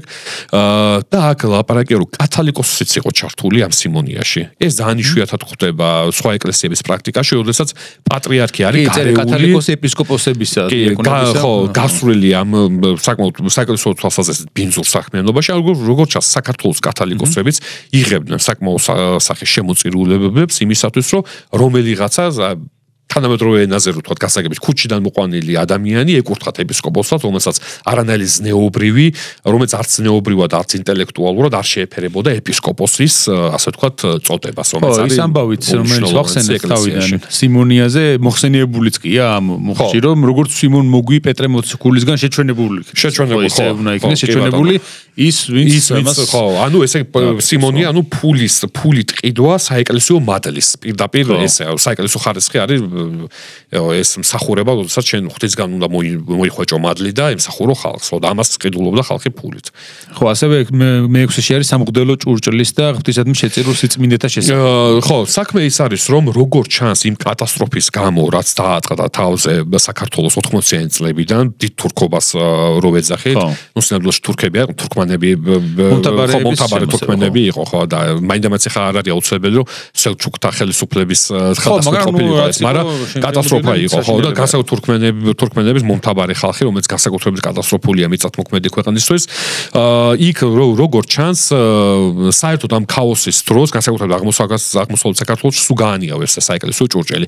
ლაპარაკია ბარძიმ ფეშხუმზე, რომელიც ძვირფასი ლითონებისგან დამზადდებოდა და ბუნებრივია ყველა საეკლესიო ქონებაზე, ყველა სახის საეკლესიო ქონებაზე, სტავრაზე, შესამოსელზე, იქ ძვირფას ქვებზე, არაძვირფას ქვებზე და ასე შემდეგ. და რუსუბლისის კრება ძალიან კაცად ამბობს, რომ ეს საეკლესიო ჭურჭელიო, რაც ეკლესიის ქონებაო, არც იმისთვის კი უნდა იყოსო გამოყენებული, როდესაც ადამიანი ტყვედ ჩავარდება და მას გამოსხალხის ითხოვენო. რამდენად ქრისტიანული საქციელია ეს არ ვიცი, იმიტომ რომ ყველაზე მნიშვნელოვანი ხო ადამიანის სიცოცხლეა, მაგალითად ჩაიგდეს ხელში ტყვედ მამაკაცი, რომელსაც სიკვდილი ემუქრება, ქალი, რომელსაც გაუპატიურება ემუქრება და ამ დროს კრება ადგენს, რომ მათვისაც კი, მათ გამოსასყიდადაც კი არ უნდა გაიქნეს გამოყენებული საეკლესიო ქონებაო. მაშინ როცა საეკლესიო პრაქტიკიდან, ბიზანტიის საეკლესიო პრაქტიკიდან ვიცით, რომ საეკლესიო ქონებისთვის ხელისხლება განსაკუთრებულად იგზალებოდა მხოლოდ ერთ შემთხვევაში, თუ ტყვის გამოსახსნელად იყო საჭირო ეს ყველაფერი. რუსუბლისი, მაგრამ საინტერესო ის რომ შეიძლება ხდებოდა ხშირად ესეთ შემთხვევები, რომ საეკლესიო ქონებას ფეოდალები იტაცებდნენ მაქსაბაბით, რომ ჭირდება ტყვის გამოსყიდვა. შემოძე არაფერი ტყვის გამოსყიდვა არ იყო, უბრალოდ იტყუებოდნენ. უბრალოდ ფულის მიღება უნდა და ხო ამ ოქროს და ვერც გადაადნობდნენ მერე და პრობლემა არ იყო. ხო და ამიტომ ძალიან კაცად აფრთხილებს, რომ საეკლესიო ქონებას ეს კანონი საეკლესიაში რაც არის, ამ საეკლესიო ქონებას არავინ არ უნდა შეეხოს, მან წერია ფეხთა დასათრგუნველადაც რო იყოსო. ნიშნავს, რომ აი საერთოდ უხმარად რო იდგესო ეს ყველაფერი, მაშინაც კი იგრძალება, რომ ვინმე შეეხოს საეკლესიო ქონებას. ძალიან კაცად აფრთხილებს. მე-7 კანონში წერია, რომ ამასთან და ის გასაგებია, რომ ეკლესიისა და საკურთხევლის გარეშე არც ნათლისცემა შეიძლება, არც გვირგვინთა კურთხევა, არც მონაზონის კურთხევა ეპისტოლითა და სქემით, არც მონაზონ მღვდელს აქვს ნება გვირგვინის კურთხევისა, არც მღვდელს აქვს ნება მონაზონია კურთხოს. ანუ ყველაფერი შესრულდეს ეკლესიაში და საკურთხეველში. ხო, მაგრამ რამდენიმე განმარტება საჭირო. საქმე ის არის, რომ ჯერზეთი მონაზონი თქვა, დღეს მინდა ყველა გავაფრთხილო, რომ ძალიან შეცდომით იყენებთ ტერმინს მონაზონს, იმიტომ მონაზონი ნიშნავს იმ მამაკაცსაც, ხავს უსვამდა ქალსაც, რომელიც აღთქმა ქრისტიანულ აღთქმას გერდა მიდის მონასტერში. მონაზონი, მონახოს, ეს არის პირდაპირ ბერძნულის თარგმანი, იმიტომ მამაკაცსაც ნიშნავს. ბერი იყო უკვე იმ სულიერი მდგომარეობის აღსანიშნავად, რასაც ნიშნავს ბერძნული გერონდა, ან რუსული სტარეც.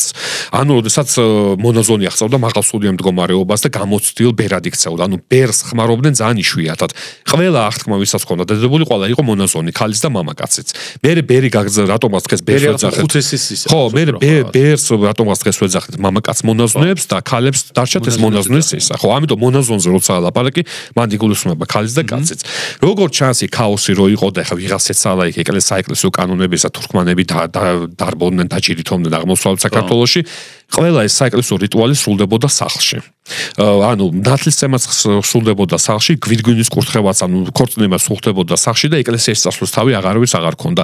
მან კიდე საინტერესო ის არის, რომ მონაზონის ეპისტოლეთა კურთხევაა. ანუ როგორ ჩანს ეპისკოპოსი ალბათ უსაფრთხოების გამო, იმიტომ რომ გზა იყო, გზები შეკრული იყო, მოთაბარეები დარბოდნენ ასე შემდეგ, ეპისტოლეს დაწერდა და ამ ეპისტოლეს გაუგზავნიდა იმ ადამიანს, ვისაც სურდა მონაზვნად აღკვეცა და ამ ეპისტოლეს საკითხვის მერე ითვლებოდა, რომ ეს ადამიანი იყო მონაზვნად აღკვეცილი.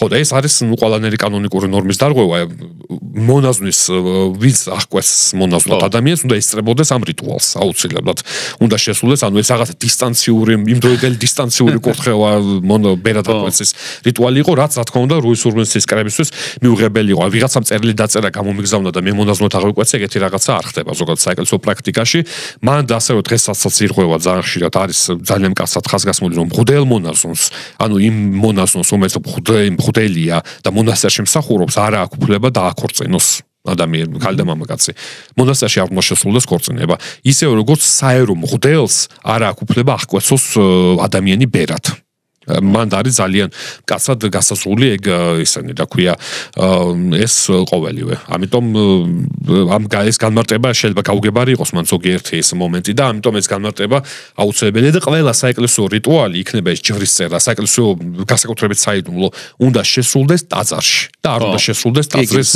გარეთ ხო ეს არის ხაზგასმული კი მერვე კანონში არის პირველი ან მეორე გვირგვინის კურთხევის შემდეგ ცოლ-ქმარს წმინდა საიდუმლო ზიარება მართებთ იმ დღეს რომელ დღესაც იკურთხენ თუ რაიმე ზომა გადასული სიბილწით შეპყრობილნი არ არიან თუ უზიარებლობით დაჟილნი არიან შემდეგ შეასრულონ მათთვის დაკისრებული უზიარებლობის კანონიო აი რას გულისხმობს ეს საქმე ის არის რომ ქორწინება დიდი ხნის განმავლობაში განსაკუთრებით ბიზანტიის იმპერიაში და სხვაგანაც საუკუნეების განმავლობაში არ იყო საეკლესიო საიდუმლო ქორწინება იყო სამოქალაქო ხელშეკრულება მამაკაცი და ქალი დებდნენ გარკვეულწილად შეთანხმებას ერთმანეთთან რო ერთად გაეტარებინათ ცხოვრება ქონება გაენაწილებინათ ბუნებრივია და შვილები ერთად აღეზარდათ უკვე იუსტინიანეს ნოველებში იუსტინიანეს კანონმდებლობაში ჩდება მინიშნება იმაზე რომ შენ თუ ხარ დიდებული არისტოკრატიის წარმომადგენელი მაღალი ბიზანტიური ფენის წარმომადგენელი ვალდებული ხარ ეკლესიაში მიხვიდე ოღონდ ის ჯვრისწერის რიტუალი კი არ სრულდება ჩაეწერო ეკლესიაში დაფიქსირდე რომ ერთმანეთთან დებთ ცოლქმრულ კავშირში შედიხართ თუ ხარ დაბალი ფენის წარმომადგენელი არავინ არაფერს არ გთხოვს სახლში ჩაატარე ქორწინება არანაირი პრობლემა არ არის გადაიხადე მეგობრების თანდასწრებით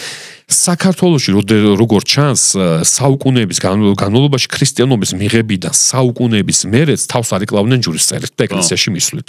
ანუ აქ ქორწინება იყო, ისა რა ქვია, ნათესავები შეიკრიბებოდნენ, გამოაცხადებდნენ ვაჟს და ქალს ცოლქმრად და დამთავრდებოდა მაგით. ანუ არავინ არიკლავდა თავს, რომ ქორწინება ასე ჯვარი დაეწირა ეკლესიაში. რუის ურბნისი ადგენს, რომ ეკლესიაში უნდა დაეწირონ ჯვარი აუცილებლად.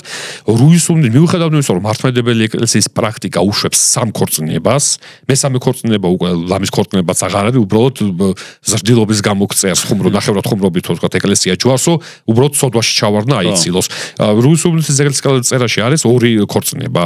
პირველი არის სრულიად კანონიერი ქორწინება. მეორე ქორწინება, როდესაც გვირგვინი იკურთხება, ალბათ ყველას მიცის, რომ მეცხრე კანონია მაგაზე. მეორე ქორწინება. ხო, აი თემატურადაც მივაბი ეს ქორწინების ამბავი. გვირგვინები ყველას უნახავს ჩვენს ზოსო გვირგვინს ადგამენ ეს სიძეს და პატარძალს, ხო? და მაგ შემთხვევაში მეორე ქორწინების დროს, მეორე ქორწინება ეს არის უკვე იკონომია არის, როდესაც ეკლესია რაღაცა დათმობას იჩენს ადამიანის სუსტი ბუნების გამო და შედარებით რბილ კანონებს ხმარობს ადამიანს, ასე ვთქვათ, დაცემული ბუნებასთან მიმართებაში და შესაბამისად მეორე ქორწინების უფლებაც ეძლეოდათ, აი თავშოთ პირველი ქმარი გარდაეცვალა ან დაშორდა, პირველ ოჯახი დაინგრა და მეორე ქორწინების უფლება, მაგრამ მეორე ქორწინების დროს მღვდელს არ აქვს უფლება დაესწროს უფრას. მივიდეს საქორწილო კეიპში, ასე ვთქვათ, იმიტომ რომ მეორე ქორწინება არ აქვს ის კანონიერი ძალა, იმგვარი კანონიერი ძალა, როგორც პირველ ქორწინებას.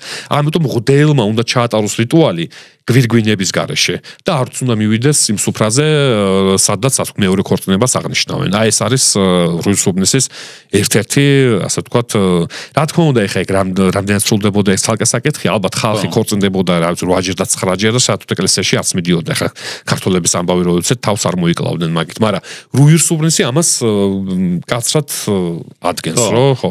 ნუ კანონიერად უნდა იყოს რა. მესამე ქორწინებაზე უკვე არ ამბობს. ხო, მეათე კანონში არის, რომ ამირიდან ჩვილი ქალვაჟის გვირგვინი არ ეკურთხოსო. ხო. თუ მათ მშობლებს საჭიროდ მიაჩნდეთ დაინიშნონ ისინი ერთმანეთზე და შემდეგ როცა სრულწლოვანებას მიაღწევენ იქორწინონ. ქალი 12 წელზე უმცროსი უნდა ქორწინდება, ამ კანონის დამრღვევი ზემოხსენებული განჩინების თანამდები იყოსო.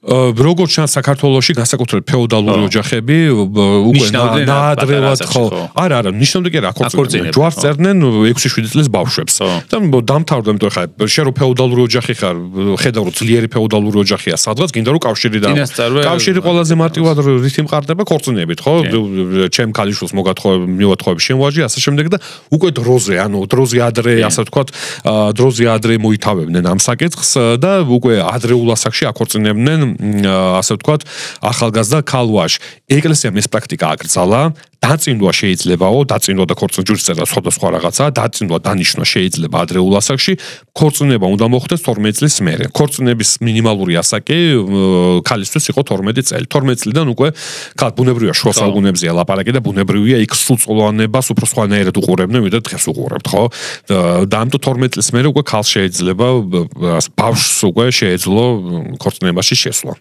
ქორეპისკოპოსად კათალიკოსმა და ეპისკოპოსმა აირჩიოს ჯულისა და საღვთო წიგთა მცოდნე მღვდელი ან დიაკონი და ღმერთი შიშით ემცნოს მას ყველა ქრისტიანული წესის უბიწოდ დაცვა. მან არაფერი არ უნდა გასცეს ქრთამად, არაფერი გაყიდოს ვერცხლზე.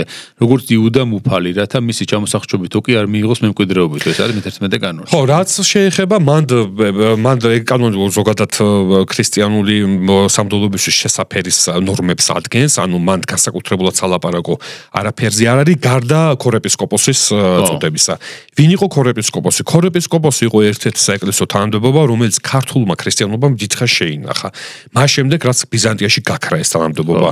ქორეპისკოპოსი, ანუ ხორეპისკოპოსი, ანუ ქორეპისკოპოსი, ესედაც ასეც იხსენიება ქართულ წყაროებში, ეს არის ბიზანტიური საეკლესიო ხარისხი, ეს იყო ეპისკოპოსი, რომელსაც ებარა სასოფლო თემები.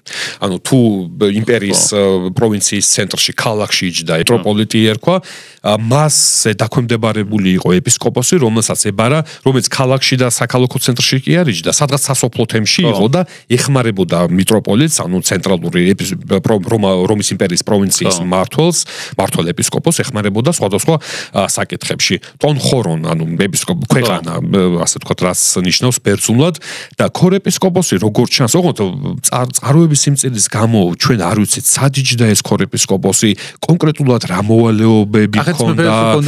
მე თითქმის დარწმუნებული ვარ, რომ კახეთის მეფეები, მმართველები თავიდანვე იყო საეკლესიო ხარისხის, ჩემი აზრია ეს თეორია, საეკლესიო ხარისხის მფლობელები და მათ დროთა განმავლობაში მერე რადგან მოიპოვეს პოლიტიკური ძალაუფლება ქართლის კათალიკოსის დაქვემდებარებიდანაც ალბათ გამოვიდნენ დიდ კათალიკოსების დაქვემდებარებით და მორჩილებით თავს აღარ იკლავდნენ და მერე საბოლოოდ გაიხადეს ანაფორა. მაგათ ცნობილია საქართველოს ისტორია ბასილი უჯარმელი გავიხსენოთ, რომელიც საეკლესიო პირი იყო დავით ულუს დროს და მე გაიხადა საერთოდ ანაფორა. ან საქრისტიანოდაც ცნობილია ხა რიშელიე და მაზარინი ხა მინიმალურად დონეზე იყვნენ საეკლესიო პირები, ხო რეალურად პოლიტიკური მოღვაწეები იყვნენ, ხო და ამიტომ შესაძლებელია კახეთ-ჰერეთში ადრეულ ისტორიაში ქორეპისკოპოსი ყავდა მცხეთის საქართველოს კათალიკოს კახეთში სადღაც იჯდა რომელიღაც სასოფლო თემში, მერე მოხდა მისი გასარეობა, ასე ვთქვათ, საერო თანამდებობად გადაქცევა და საეკლესიო ტიტული შერჩა.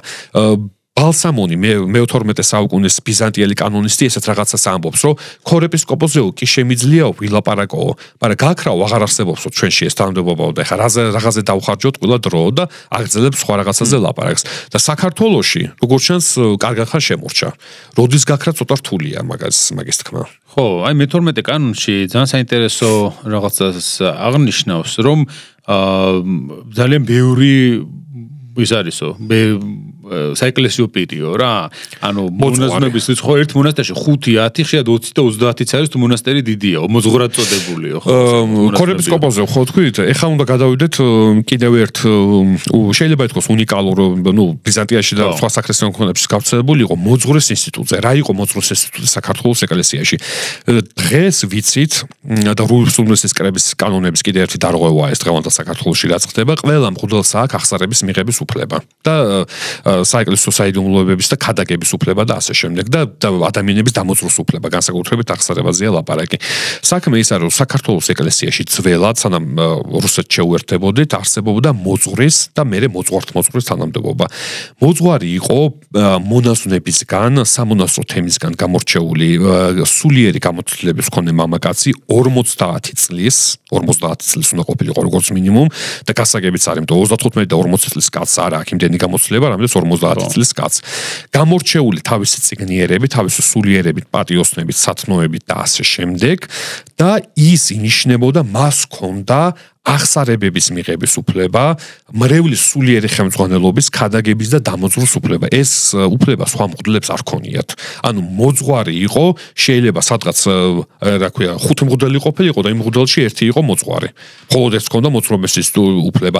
თუ მონასტერი იყო ძალიან დიდი, როგორც ეს კანონი მიგვითითებს, შეიძლება ყოფილიყო 2 მოძღვარი. იმიტომ რომ ერთი მოძღვარი უბრალოდ არკმაროდა, ირგვლივ სოფლებიდან ჩამოდიოდა ხალხი, მოდიოდა მონასტერში, მონასტრის თემიც ძალიან დიდი იყო და ასე შემდეგ. ხოლო პატარა მონასტერში უნდა ყოფილიყო ერთი მოძღვარი. შემდეგ უკვე ჩამოყალიბდა მოძღვრის ინსტიტუტი, რომელიც მე-14 საუკუნის წყაროებში უკვე იხსენიება და ეს როგორც ჩანს ეს მოძღვართა დასაწყისში ხო ახსენე ევსტრატე მონაზონზე ვლაპარაკობდი, ეს მოძღვარს ჰქონდა ძალიან დიდი გავლენა სამეფო კარზე. ანუ როგორც ჩანს ეს მოძღვართა შორის საქართველოს ეკლესიის მოძღვართა შორის სარგებლობდა უპირატესობით სხვებთან შედარებით. და სხვათა შორის სხვა სამონასტრო ტიპიკონებში მოძღვარი არის ყოველთვის ნახსენები. მოძღვარი სამონასტრო თემის ხელმძღვანელები არიან უპირატესი თანამდებობები უკავიათ იქ საეკლესიო ხარისხები, ეს არის მოძღვარი, ეს არის დეკანოზი და ეს არის მამასახლისი. ანუ მონასტრის წინამძღვარი სხვა არის და მოძღვარი სხვა არის. რა უფლება მოვალეობითი განსხვავება იყო ამ შორის რთული სათქმელია. ანუ დეკანოზის მოვალეობა უშუალოდ რა იყო და რითი განსხვავდებოდა მოძღვრისა და წინამძღვრისგან, ეს არის ქართული ქრისტიანობისთვის, ასე ვთქვათ, ძალიან დამახასიათებელი ნიშანთვისება ამ განვითარებულ მაღალ შუა საუკუნეებში, high middle ages, ინგლისური ნომატური ტერმინი. საინტერესო კანონი მე-13 საათს წერია, რომ ის წეს რომლითაც შეკრებილებს დასასხდომად მოუწოდებენ ამირიდან უღარ იქნებაო. მოკლედ ესე იგი, როგორც დღესაც ასრულდება ეს წესი და ქართველებისთვის ეს დამახასიათებელი იყო კრებულად დაჯდომა. ეცახე სულ ქართულ ტექსტში მაგას არსენ იყალთოელი. როგორც ჩანს ის წირვა რომ დამთავრდებოდა დღესასწაული იყო, ეს ხალხი გამოვიდოდა ეკლესიის ეზოში, გააშლიდნენ სუფრებს, ან თვითონ ეკლესიაში შლიდნენ სუფრებს, მაგის შემსწრე მეც ვარ პირადად, გააშლიდნენ ამ სუფრებს და მიდიოდა კაი ჭამასმა და ყანწები, 5 მეტრიანი ყანწებით ღვინისმა და კეიფი და ღრეობა და ნუ ბუნებრივი ამერი ალბათ სემატყებას და ერთი ამბავის და ქაოსი იქ მონასტრის ტერიტორიაზე ეზოში, რუის ურბნისის კრება, ოღონდ აქ მაგალითად ენიკო გაბეძაშვილი ფიქრობს, რომ ეს ხომ არ არისო, აი ძველი აღაპების გადმონაშთიო. ძველი აღაპები ეს იყო ქრისტიანთა შეკრება ღვთისმსახურების მერე, სადაც სუფრას იზიარებდნენ ერთად და დაუშვათ აღნიშნავდნენ ამა თუ იმ დღესასწაულს. მაგრამ მე ეჭვს გამოთქვამს და მეც ვეთანხმები ამეთში, იმიტომ რომ ესეთი ძალიან დიდი პერიოდია, ხა ლაპარაკი აღაპებზე ლაპარაკია პირველ, მეორე, მესამე საუკუნეებში და ლაპარაკობთ აქ მე-12 საუკუნეზე. როგორც ჩანს, ეს იყო ტრადიციული ქართული კეიფის სიყვარული, დალევის სიყვარული. არ იკლებდნენ რა თქმა უნდა ჭამასმას და ასე შემდეგ სუფრებს ქართველები და როგორც ჩანს დღესასწაულის მერე მღვდლებიც უერთდებოდნენ ხოლმე ამ ღრეობაში და იშლებოდა ეს სუფრები და ეწყობოდა გართობა დღესასწაული და რუის უბნისი წერს რომ კატეგორიულად გრძალავთო აი ამ სახე შეკრებებს რომ მონასტერი და ტაძარი ამ ტაშფანდურის და გართობის ადგილი არ არისო არავითარ შემთხვევაში. ხო აი ნუ ეს ღრეობის სიყვარული მოკლედ ქართველებს ყოველთვის ჰქონდათ.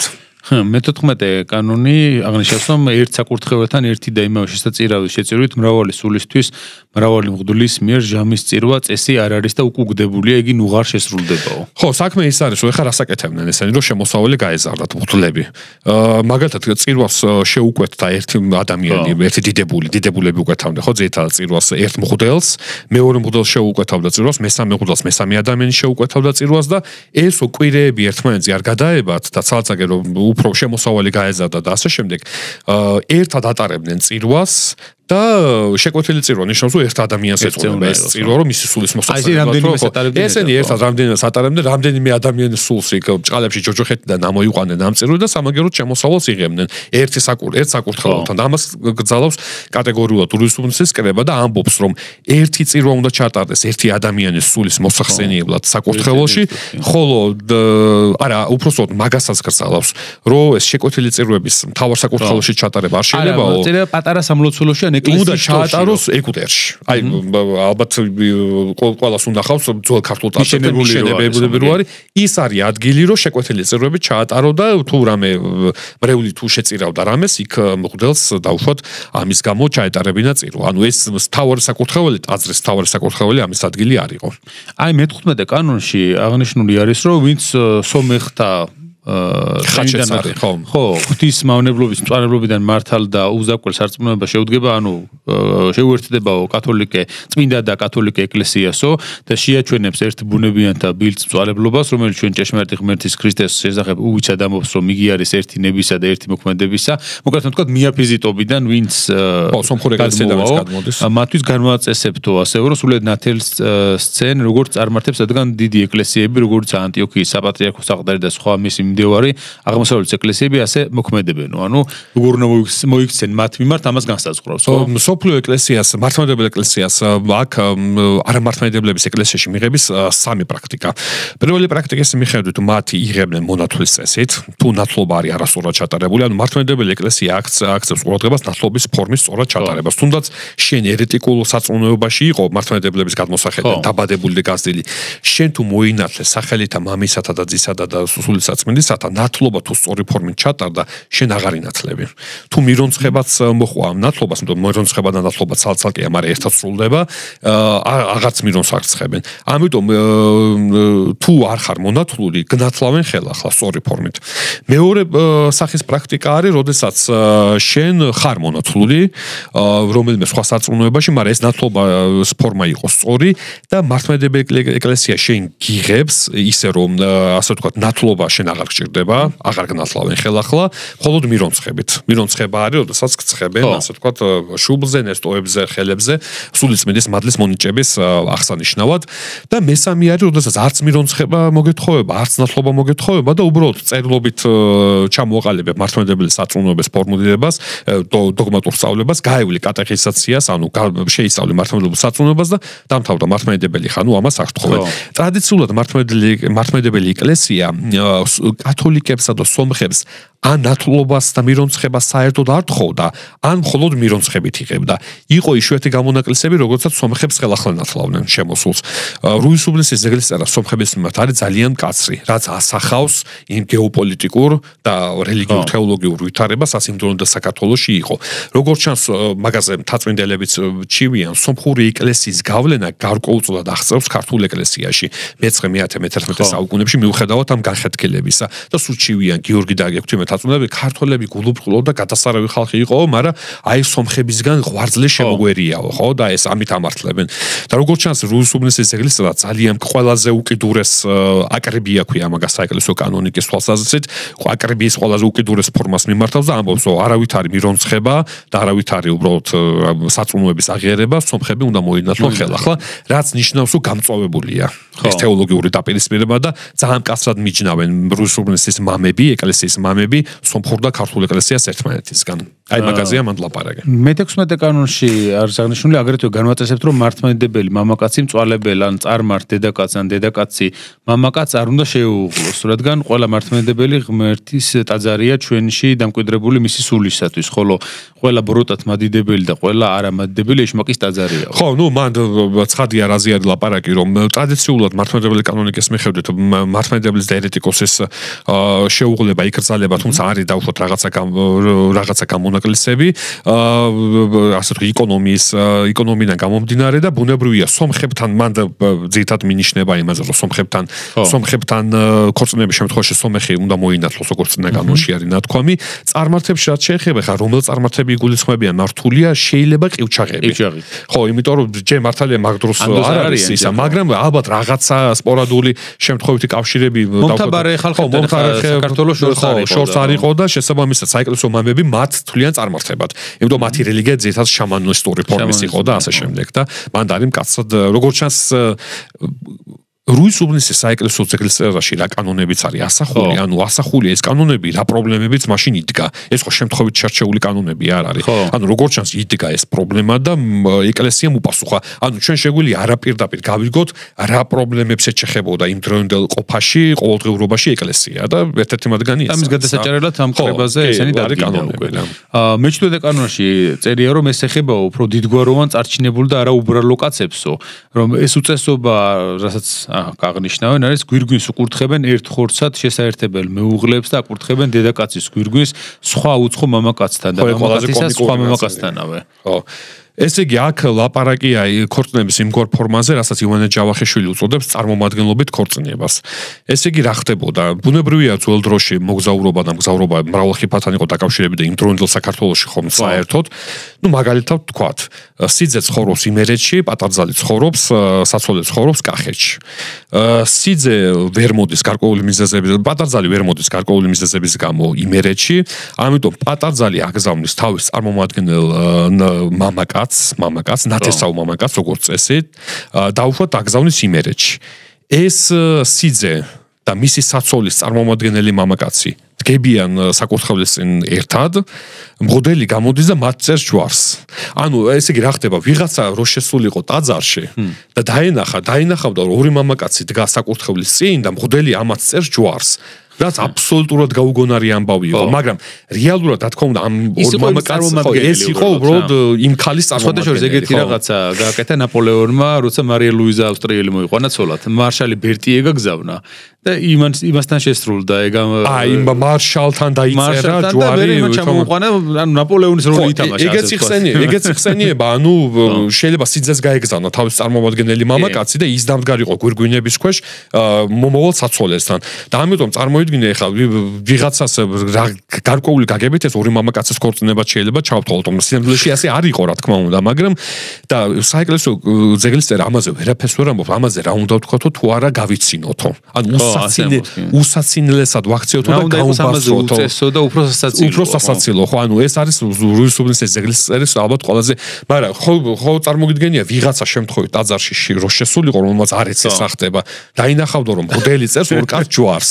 ხო, მაგაგებით შეიძლება რაღაც ძალიან დიდი პროგრესული ის იყო, რა ქვია, მაგრამ ყოველ შემთხვევაში ეს ხუმრობით რა თქმა უნდა, მაგრამ ყოველ შემთხვევაში რუსუბნის ამას ვინც აქამდე უქნია, იმას შეუნდოთო, მაგრამ ახლა უნუღაიზა. ხო, ანუ ამაზე ძალიან მკაცრად ადებს ასე საჟელს და უზიარებლობით და განკანონებით ჟის იმ მღვდლებს, რომლებიც ამას რიტუალს აღასრულებენ და სიძეს პატარძალს და მათ წარმომადგენლებსაც. ანუ სულ ჯამში 6-5 ადამიანს. და მე-18 კანონია, რომელზეც წერს სოდომურ ცოდვაზე წერს, ანუ ღმერთის გამამწარებელი უბილწესი საძაგლობა, სადომელთა ცოდვა, არ ვიცით როგორ შეეთვის ამ მოდგმასო, მან სულ ჩამოაშორა იგი და გააუცხოა ღმთისგანო და მერე ხსნის წაუბრობს ამ პრობლემას. ზოგადად ჰომოსექსუალობა საქართველოში და ზოგადად სექსუალობა ძალიან საინტერესო, სექსუალობის ისტორიას შუა საუკუნეების საქართველოში ძალიან შეუსწავლელი და საინტერესო საკითხია. მეც მაგ ბლოგზე ჰომოსექსუალობა შუა საუკუნეების საქართველოში გამოქვეყნებული სამეცნიერო პოპულარული სტატია, იქ მაგ მასალა შეგროვებული, რაც მოვიძიე, იმიტომ რომ წირია თვითონ ეს წირი გვაქვს ინფორმაცია ამასთან დაკავშირებით. ჩემი შთაბეჭდილებით შუა საუკუნეებში ჰომოსექსუალურ ურთიერთობებს არ უყურებდნენ ისეთი, რა თქმა უნდა, მძიმე ცოდვალი ხდებოდა საეკლესიო თვალსაზრისით, მაგრამ არ უყურებდნენ ისე მკაცრად, არ იყვნენ ისეთი დაუნდობლელი, როგორც იმ დროიდან ბიზანტიაში და ევროპაში. მე ყოველ შემთხვევაში წყაროებში ვერ მოვნახე იმის დამადასტურებელი რამე, რომ ჰომოსექსუალებს ჭიდნენ იმით ფიზიკურად. როგორც ევროპაში და ბიზანტიაში ჟიდნენ ფიზიკურად. ზოგან სიკვდილით ჟიდნენ, ცოცხლად დაწვით და ასე შემდეგ. აქ ხაზგასმით ეს ხა კანონი სხვადასხვა სექსუალური ხასიათის დანაშაულები, ცოდვები, სვლად აქ მიმოხილული 6 მთაწმინდელს თავის მცირე ჯულის კანონში. ეხა იქ იმდენად პიკანტური დეტალებია და ისეთი ფორმები სექსუალური ურთიერთობის განხილული, ეხა აღარ შეუდგები, ვისაც აინტერესებს ნახავს ჩემ ბლოგს, დაწვრილებით მაგ სექსუალური ურთიერთობა, რა სექსუალური ურთიერთობის რა ფორმები ისჩებოდა ცოლსა და ქმარ შორის, ნათესავებს შორის, ორ მამაკაც შორის და ასე შემდეგ და ასე შემდეგ. მაგრამ აქ აი ეს რუსუბნის ძეგლის წერის ავტორი არსენ ყალთველი განსაკუთრებულად უსვამს ხავს, რომ ბოლო დროს ძალიან გავრცელდაო ეს ურთიერთობის ეს ფორმაო და ნუ იქ რა თქმა უნდა იყენებს ბიბლიურ აღწერას, ეს უმძიმესი ცოდვაა და ღვთის განმამწარებელი და ასე შემდეგ და ასე შემდეგ. ეხა მან ვერ ვიტყვით ეს ავტორის პროპაგანდა და იდეოლოგიურად მოტივირებული მისი ტენდენციური განაცხადია, რომ გააშავოს დავით აღმაშენებლის მოწინააღმდეგეები თუ მართლა რაღაცა განსაკუთრებულ გავრცელებას ჰქონდა ამ ურთიერთობების, მაგას ვერ ვიტყვით. ყოველ შემთხვევაში ყველაზე ვრცელი პრინციპში ესაა ამ კანონში. ეს არის, ხო, ამიტომ მე ვთვლი მაინც რომ რაღაც განსაკუთრებულ გავრცელებას უნდა ჰქონოდა ადგილი, როგორც ჩანს პრობლემა დადგა ამ ჰომოსექსუალურ ურთიერთობებს. ეს საქართველოში სხვადასხვა დასტურლამაზშიც არის აღწერილი ვახტანგ მეექვსის საკანონმდებლო კრებულში, სადაც როგორც ჩანს ძალიან გავრცელებული განსხვავებული იყო იმ დროინდელ საქართველოში შედარებით უფროს მამაკაცებსა და შედარებით ახალგაზრდა მამაკაცებს შორის ურთიერთობა. ამიტომ ქართულ კანონმდებლობაში ეს სახელმწიფო კანონმდებლობაზე ლაპარაკი აისახა და რუსულენსი რა თქმა უნდა ძალიან მკაცრია. იმიტომ ქრისტიანულად ბუნებრივია უმძიმესი ცოდვაა ქრისტიანული ღვთისმეტყველების გადმოსახედიდან, მაგრამ მან უშუალოდ სასჯელზე არ ლაპარაკობს, იმიტომ რომ სასჯელი რჯულის კანონის მიხედვით დადგენილია, ეს არის ან 15 წლიანი უზიარებლობა, ან 20 წლიანი უზიარებლობა. თუმცა საეკლესიო კანონმდებლობა ცოლქმრულ ღალატს და ჰომოსექსუალობას ერთმანეთთან ათანაბრებს. ცოლქმრულ ღალატსაც ჯის თუ არ მეშლება დეტალი არის 15 წლიანი უზიარებლობით, ჰომოსექსუალურ ურთიერთობასაც ჯის 15 წლიანი უზიარებლობით.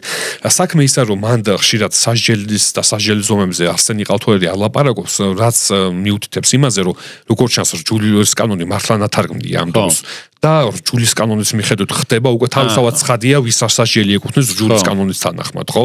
დაუშვათ ვინც უკანონო ქორწინებას შეასრულებს, არასწორად შეასრულებს ნათლობას, დაუშვათ სექსუალურ ურთიერთობაში შევა არაკანონიერში და ასე შემდეგ. ანუ რჯულის კანონი უკვე გაწერილია ეს ყველაფერი, რომელიც აშკარად ნათარგმნია ამ დროს. ანუ ამ შემთხვევაში ენრიკო გაბრიძაშვილი რჯულის კანონი, გიორგი ამარტოლის ქრონიკა და სხვა წყაროები აშკარად წყაროა. ანუ ამ დროს უკვე დაასრულა თარგმნა და უკვე წერს ძეგლის წერას არსენი ყალთოელი. და მე-19 კანონში არის ერთმანეთის პატივით თაყვანისცემის მიზეზად ჩვენ შორის მყოფი ღმერთის ხატება არის აღსარებული და ქადაგებული ჩვენს დიდ მოძღვართა და მამათა მიერ. ცხადია, ღმერთის ხატის თაყვანისმცემელი ღმერთს ცემს თაყვანს მისი საშუალებით და ღმერთის ხატის მაგინებელიც ღმერთს აგინებს უეჭვურად, როგორც წერს ამას წმინდათა შორის დიდი ბასილი. ესე იგი აქ რა არის ძირითადი მოტივი ამ საქმე ის არის, რომ ძალიან უცნაურია ეგ კანონის მან დაფიქსირება, იმიტომ რომ მან ხატმობრძოლოებაზეა ლაპარაკი და ხათა თაყვანისცემაზე, მაგრამ საქმე ის არის, რომ ხატმობრძოლოება ჯერისად საქართველოს არ შეხებია, არ ყოფილა გავრცელებული, რატო? იმიტომ რომ გაგანია ხატმობრძოლოება რო იყო ბიზანტიის იმპერიაში, მაშინ გუთეთის ეპისკოპოსი, ყირიმის გუთების ეპისკოპოსი ჩამოდი 759 წელს თუ 758 წელს ქართლში, მცხეთაში და ქართული კათოლიკოსი ხელს ასხამს ყირიმის გერმანულენოვანი იმის თემის ეპისკოპოსს, გუთების ეპისკოპოსს. ანუ იმიტომ რომ ხატმობრძოლობას გამოექს, ანუ ქართლში ხატმობრძოლობას ფეხი არ მოუკიდია გაგანია ისავრიელების დინასტიის მმართველობის დროს, რომელიც ბრწყინვალე დინასტია იყო, მაგრამ აგინებენ ლანძღავენ, იმიტომ რომ ხატმებრძოლეები იყო, ხატმებრძოლები. ვიც აღადგინა შემდეგ ხატთაყვანისცემა დედოფალი ირინა, დედოფალი ირინა ყველაზე ერთ-ერთი ყველაზე შემზარავი ის არის, ახლა ბიზანტიის ისტორიაში რო გაგიკორდება, ეგეთი ის პერსონაჟია, მაგრამ ხო, საკუთარი შვილებს მიუქცია მომხრეები და ისავრიელების დინასტია, რომელიც იბრძოდა ბიზანტიას, რომელიც გადაარჩინეს ბიზანტია, შეიძლება თქვა რა, არაბთა სახალიფოსგან და ნუ არა მარტო ხო არა მარტო ავარებისგან და ასე ლანდვაგინების მეც არაფერს არ ემსახურებენ, მაგრამ ნუ კარგი ეს ცალკე საკითხია. ხო და აქ რა უნდა ყოფილიყო მაგის მიზეზი? მკვლევარები, სპეციალისტები როგორც წესი თანხმდებიან, რომ შესაძლოა აქ სომხური ეკლესიის გავლენასთან გვაქვს ისევ საქმეო, თუმცა ესეც ვარაუდი და სპეკულაციაა, იმიტომ რომ რამდენად შეიძლება ხატმებრძოლეობა მაშინ სომხეთის ეკლესიიდან საქართველოში გავრცელებულიყო, არ ვიცი. ან უბრალოდ არსენი ყალთოელი იმეორებს მეშვიდე მსოფლიო კრების დადგენილებას და ამბობს, რომ ხატთა თაყვანისცემა არის აუცილებელი. იმიტომ შეიძლება რაღაც ტენდენცია შენიშნა ხატმებრძოლეობის ან რამე. ყოველ შემთხვევაში რამის დანამდვილებით თქმა მაგასთან დაკავშირებით ამ შემთხვევაში არის ძალიან რთული. ერთ-ერთი ყველაზე საინტერესო და რთულად ასახსნელი არის ეს ბოლო კანონი, რაც არის ძეგლის წერაში. და ბოლოსკენ ის ურთავს ასეთი ტექსტს მეფე დავითს მონაზონი არსენი. ხო, ეს არის აქ კიდე კაი შემახსენე ეს, აქ აუცილებლად უნდა თქვა და გარკვევით თქვა ერთი რაღაც ამ დასკვნით ნაწილში სინოდიკონში, აქ არსენი იყენებს ბიზანტიურ რიტორიკას და ეს ბიზანტიური რიტორიკა ძალიან კარგად აისახა ქართულ საისტორიო ცნობებში, ისტორიკოს სანდრო ნიკოლაიშვილს თავის ნაშრომში, ვისაც აინტერესებს, ძალიან კარგად აქვს თუ ძალიან კარგად აქვს ასახული თუ როგორ შემოვიდა და დამკვიდრდა ბიზანტიური რიტორიკა, განსაკუთრებით დავით აღმაშენებლის პერიოდში და განსაკუთრებით დავით აღმაშენებლის მემატიანესთან, რომელიც არის ქართული რიტორიკის ბრწყინვალე ნიმუშია. ესე იგი, ალექსანდრე მაკედონელს ადარებს, ბიბლიურ პერსონაჟებს ადარებს, იქ დავით აღმაშენებელს და ასე შემდეგ და ასე შემდეგ. არსენ იყალთოელიც სწორედ ამ ბიზანტიურ რიტორიკას იყენებს და იქ ლაპარაკობს რომ შენ ხარ როგორც ფინიკი სხვა ნერქთა შორის, შენ ხარ როგორც ისეთი ბრწყინვალე როგორც აღმოსავლეთის სხვა მხარეთა შორის და ასე შემდეგ და ასე შემდეგ. აქილევსაც ხო, რატო? იმიტომ რომ ბიზანტიური რიტორიკის მიხედვით ჰომეროსის გმირების ასე თქვა შედარება ასე თქვა ვისაც ასხამ ხოტბას იმასთან არის აუცილებელი. ეს ასე თქვა წესი იყო. მაკედონელსაც მანდ არის ეხა ძალიან საინტერესო რა, რომ აუგუსტუსაც ხო, ქართულში აუგუსტუსი კეისართა შორის ხსენიება. მაგრამ მანდ არის ძალიან საინტერესო, რომელმაც გამოიწვია სერიოზული ასე თქვა დავით არაბა საქართველოს ეკლესიაში ბოლო დროს. იქ ამბობს, რომ შენახარო როგორც იესო ღმერთთა შორის, ბუნებით ღმერთი, მადლით ღმერთთა შორის, ასე წერია ძველ ქართულ ტექსტში. აქ ძალიან გარკვევად უნდა ვთქვათ, გავითვალისწინოთ ბიზანტიური რიტორიკა, გავითვალისწინოთ შუა საუკუნეების ღვთისმეტყველება. არსენ იყალთოელი რას ამბობს? კონტექსტი უნდა გავითვალისწინოთ შენ, ანუ ადარებს იცით რაღაცეებს და ვიღაცეებს არსენ იყალთოელი დავით აღმაშენებლებს, რომელიც გამოირჩეოდნენ სხვათაგან განსაკუთრებით, როგორც აქილევსი, ალექსანდრე მაკედონელი სხვა მეფეებში გამოირჩეოდნენ და როგორც ფინიკის სხვა მცენარეებში, ის ამბობს ეგეთ რაღაცას, რომ შენ ხარ როგორც იესო, ანუ იესო არის ბუნებით ღმერთი და გამოირჩევა იესო მადლით ღმერთთა შორის, ანუ ბუნებით ღმერთი არის ერთადერთი ღმერთი ყოვლადწმინდა სამება, მადლით ღმერთქმნილი რას ნიშნავს? ეს არის ყველა ადამიანი, რომელმაც განიწმინდა საკუთარი თავი ცოდვებისგან და მადლით, საღვთო მადლით მიემსგავსა ღმერთს. ღმერთქმნილი ამ შემთხვევაში ნიშნავს ადამიანი, რომელიც ემსგავსება ღმერთს.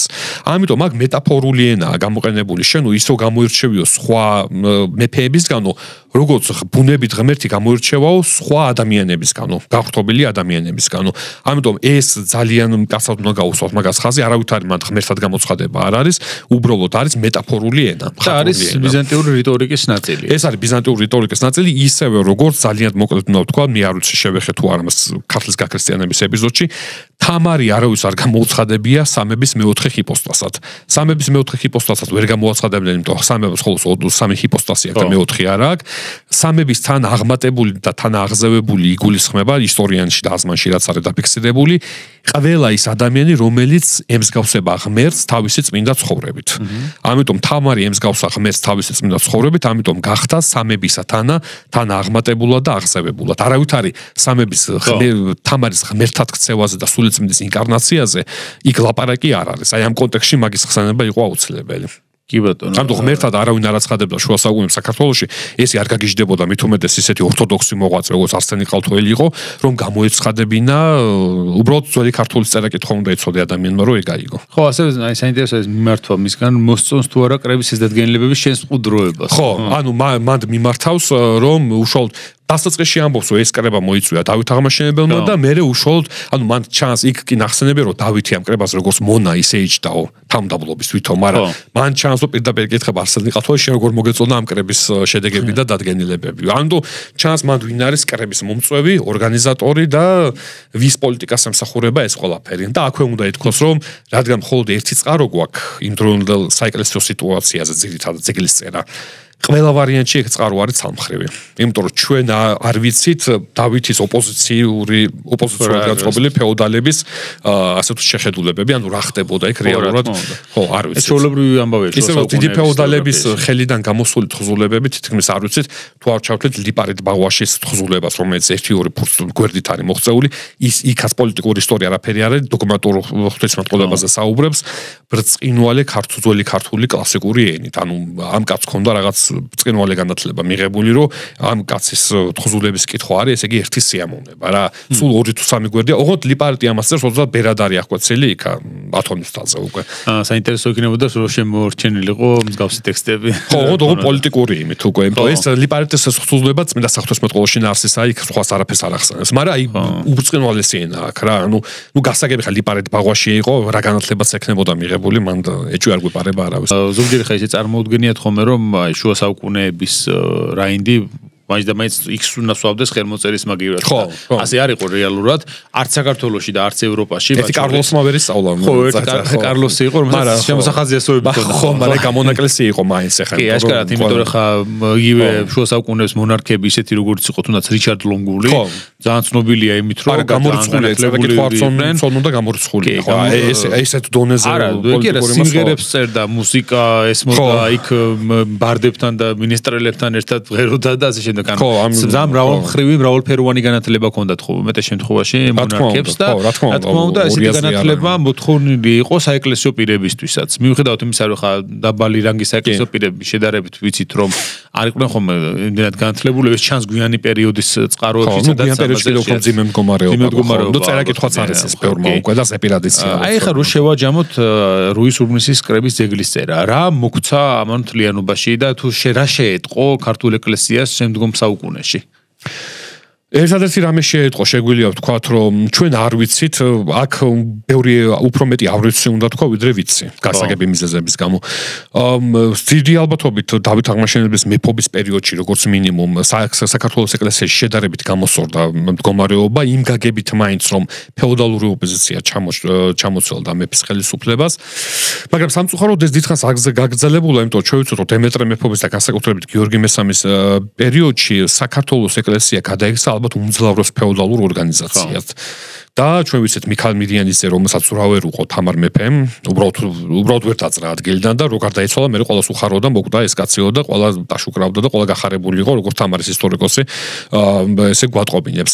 მაგრამ როგორც ჩანს, საეკლესიო ცხოვრება რაღაცა გაგებით დარეგულირდა, ანუ თლად ესე ქაოტურად არ ხდებოდა ყველაფერი როგორც მანამდე. სისტემურობა შეიძინა. სისტემურობა შეიძინა და ეს ალბათ ეს იმიტომაც რომ პოლიტიკური ცხოვრება დარეგულირდა, უსაფრთხო გახდა უფრო ცხოვრება დავითის მიერ საქართველოში ვიდრე მანამდე ამას ბუნებრივია მოყვა და ორგანიზაციული თვალსაზრისით ეკლესია უფრო ეფექტური იყო და ეფექტური ხდებოდა ეკლესიისთვისაც აღსრულება ხო ვიდრე ეხა თურქმანები რო თარეშობენ და ეხა სახელიდან გამოსulis გეშინია რომ ეკლესიაში შეხვიდე ბუნებრივია ხო ამიტომ მაგაგებით ალბათ საეკლესიო ცხოვრების ორგანიზაციის თვალსაზრისით ბევრი რამე მოწესრიგდა თუმცა უნდა ითქვას რომ საეკლესიო ელიტა ფეოდალური ელიტა კიდევ უფრო ხარბი და მომხვეჭელი გახდა მანამ სანამ საქართველოს ეკლესია არ გახდა, არ იქცა ძალიან ძლავრ და საშიში პოლიტიკურ მოთამაშედ მე-12 საუკუნის საქართველოში და აქვე უნდა თქვა ბოლოს რომ საქართველოს ეკლესია ამით უფრო ემსგავსება რომის კათოლიკურ ეკლესიას, კათოლიკე ეკლესიას, ადრეც მაგ ეს ნახსენები, ვიდრე ბიზანტიურს, იმიტომ ბიზანტიური და რუსულს, იმიტომ ბიზანტიური და რუსული ეკლესიები ძალიან მორჩილები იყვნენ პოლიტიკური ხელისუფლებისა და საქართველოს ეკლესიიდან გვაქვს ძალიან ბევრი მაგალითი, როდესაც იქით აშინებს საქართველოს ეკლესია პოლიტიკურ ფიგურებს, ლიდერებს და იქით უყენებს მოთხოვნებს მეფეებს და არა პირიქით. აი გიორგი ჭყონდიდელი არ გვიხსენებია ჩვენ ახლა უნდა თვირთვით და რა ფუნქცია შეიძლება და ქონოდა გიორგი ჭყონდიდელს საეკლესიო, იმიტომ იქ ამბობს თვალიო ხო ამ მისიო. როგორც ჩანს გიორგი ჭყონდიდელი იყო მთავარი ასე თქვა მთავარი დამხმარე საეკლესიო საკითხებში და აქ მნიშვნელოვანია რომ გაერთიანა ხო ორი საეკლესიო და ჭყონდიდელი და ეს ჭყონდიდელი იმიტომ რომ ხასთან მეფე იყო პირველი საქართველოს მეფე დასავლეთ საქართველოსთან მოდიოდა ეს გაერთიანდა წიგნობართუხუცეს თანამდებობა სადაც უკვე ბაგრატ მეოთხის დროიდან იხსენიება და გაიზარდა მნიშვნელობა დავითის მერე როგორც ჩანს გიორგი ჭყონდიდელმა წიგნობართუხუცეს ევალებოდა ეკლესიის შიდა სიტუაციის კონტროლი სამეფო ხელისუფლებისგან და აქვე არ დამოუწეს ძალიან მნიშვნელოვანი რაღაცას ვიტყვი რომელიც ამ გაკვირთარი ნახსენები ძეგლის წერაში მონასტრებსო და ეკლესიებსო ტიპიკონი და წესგანგება დარბაზისგან მოეცემოდათო. ანუ სახელმწიფო მთლიანად აიღო ეკლესიაზე კონტროლი და როგორც ჩანს ამ დარბაზის ერთ დიდ მოხელე და ვეზირად დავითის დროს ასე იყო დავითის დროს წიგნობართუხუცესი იყო და როგორც ჩანს ეკლესიაზე მთლიანად კონტროლი და ამ თვალსაზრისით კათოლიკოსის სუფლება მოსილება შეიზღუდებოდა აშკარად ევალა უკვე წიგნობართუხუცეს. ნუ კონკრეტულად ყოველ შემთხვევაში გიორგი წიგნობართუხუცეს ნამდვილად ჰქონდა ეს ფუნქცია დავით აღმაშენებლისგან მინიჭებული. და საერთოდ ხა ეს ეკლესიისა და სახელმწიფოს ანუ ამ შემთხვევაში საერო ხელისუფლების დაპირისპირება გარკვეულწილად და აი ძალაუფლების განაწილება მათ შორის ეს ძალიან ძველი განმოწება და უნივერსალური შეიძლება. ჯერ კიდევ როცა თეოდოსიუსის დროიდან, როდესაც ამბროსი მედიოლანელი არუშებს მას მილანის ეკლესიაში, იმ დროიდან მოყოლებული, თუნდაც ვახტანგ გორგასლის ეპიზოდში ვისაუბრეთ მიქაელის დაპირისპირება ვახტანგისა. ანუ რეალურად ეს მთელ შუა საუკუნეებს გასდევს საერო და საეკლესიო ხელისუფლების დაპირისპირება, იგივე საღვთო რომის იმპერატორებსა და რომის პაპებს შორის. ეს ალბათ მთელი ქრისტიანულ სამყაროში ყველაზე ცნობილი და ყველაზე გავლენიანია გერმანელი იმპერატორების და რომის პაპების ბიზანტიაში ანუ იმპერატორებისა და ხო პატრიარქების ისა მაგრამ ბიზანტიაში ხელისუფლება მაინც უფრო მყარად და მკაცად აკონტროლებდა საეკლესიო ხელისუფლებას ვიდრე გამონაკლისები იყო მაგრამ მიხაილ კელურალიოსი ერთ-ერთი გამონაკლისია რომელიც გავლენიანი და ძლიერი პატრიარქი იყო იონი ოქროპირი ერთ-ერთი გამონაკლისი რომელიც გავლენიანი პატრიარქი იყო მაგრამ საბოლოო ჯამში მისი მოშორება ისე როგორც მიქაელის მოშორება მაინც საიმპერატორო ხელისუფლებამ შეძლო დასავლეთ ევროპაში ხო აქ ეკლესია გაცილებით უფრო მძლავრობდა და საქართველოშიც კანონსაში წასვლა არაერთხელ მოუწია ქართულ მეფეს და მთავარს კანონსაში წასვლას ბუნებრივია სიმბოლური დატვირთვით ვამბობ როგორც პრეტექსტი მოკლედ რომ ვთქვათ აი ეს ძალიან საინტერესო მითითება შეიძლება გამოვიდეს რომ როდესაც კითხულობ საქართველოს ისტორიას ნებისმიერ თემაზე არ აქვს მნიშვნელობა საეკლესიო იქნება ეს საეკლესიო და მეფესთან ურთიერთობაზე მეფის ძალაუფლებაზე თუ შემდეგ აუცილებელი არის რომ სხვა გამოცდილებების შესახებაც ვიცოდეთ. ხო, რასაკვირველია, იმიტომ რომ ეს ძალიან ბევრ დამატებით ინფორმაციას გვაძლევს და წარმოდგენას იმაზე, თუ რაღაცები რაც შეიძლება უშუალოდ არ იყოს წყაროში მოხსენებული, როგორ შეიძლება ყოფილიყო, იმიტომ რომ ის შეიძლება შეავსოს სხვა ინფორმაცია, სხვა დაკვირვებამ, ამიტომაც არის პარალელების გავლება, ისტორიული პარალელების გავლება აუცილებლად გვჭირდება და ზოგადად ეს საეკლესიო კრებების ისტორია, ეკლესიასა და საერო ძალაუფლებას შორის დაპირისპირებას მე ვფიქრობ, რომ ამ პოდკასტ ის ფარგლებშიც ჩვენ შეგვქონია მომენტები ამაზე გვისაუბრია და აი ვიცი მე მაგალითად იმაზეც მაქვს სურვილი რომ აი რომის პაპებისა და საღვთო რომის იმპერატორების დაპირისპირებაზეც ერთხელ გავაკეთოთ ეპიზოდი რომ ძალიან საინტერესო თემა არის მართლა ძალიან ბევრი ესეთი გამორჩეული ეპიზოდი არის ისტორიაში ზუსტად მათ შორის თუნდაც საფრანგეთის მეფისა და რომის პაპის ურთიერთობა ძალიან მნიშვნელოვანია იქ ავინიონის მეფეობა და ასე შემდეგ შესაბამისად ვფიქრობ რომ ამ თემასაც ასე თუ ისე დაუბრუნდებით ჩვენ შემდგომში როდესაც კვლავ განვიხილავთ ამას დღეს კი უბრალოდ ვისაუბრეთ დავით აღმაშენებლის ამ ძალიან მნიშვნელოვან რეფორმაზე რომელთაც ის დღემდე ასეა გამორჩეული მეფე არის ხო იმიტომ რომ რუის უმნისის კრება არის ისას პირზე აკერია ყოველ მეორე ქართველს დღეს და აქ რუის უმნისის ზეგანწერაზე ერთადერთი შეიძლება ზოგადი ვთქვათ რომ ეკლესია დამარცხდა სახელმწიფოს ბრძოლაში და სახელმწიფომ აიღო კონტროლი ეს არის ფაქტი კი და ეხლა მე მაგალითად მაგას შევადარებდი იგივე პეტრე პირველის რეფორმასაც რუსეთში როდესაც ხო დაახლოებით ხო სახელმწიფო მუხელე დანიშნა ეკლესიის კი ანუ პეტრეს რელიგიური პოლიტიკის იდეოლოგი თეოფანე პროკოპიევიჩი იყო და მან ახლა პეტრემ ფაქტობრივად ასე ვთქვათ მოდელი გადმოიღო პროტესტანტული ქვეყნების ხო და ნუ ჰენრი მერვისა ალბათ თავად დარჩა ეკლესია ჰენრი მერვისა ინგლისში ჰენრი მერვი ალბათ ყველაზე ადრეული მაგალითია ერთ-ერთი ყველაზე ადრეული მაგალითია როდესაც ფაქტობრივად მან თვითონ გახდა თავისი ეკლესიის მეთაური რომელიც დღემდე ასე არის მე მოუწოდებ მსმენელს რომ გამოიწერონ პოდკასტი, მოიწონონ ჩვენი ვიდეოები, გვირდებით რა თქმა უნდა ახალ საინტერესო ეპიზოდებს. შოტას დიდი მადლობა ასეთი საინტერესო საკითხზე საუბრისთვის. მსმენელს კი მომავალ ეპიზოდამდე შეგვიძლია დავემშვიდობოთ, დაგიბრუნდებით მალე.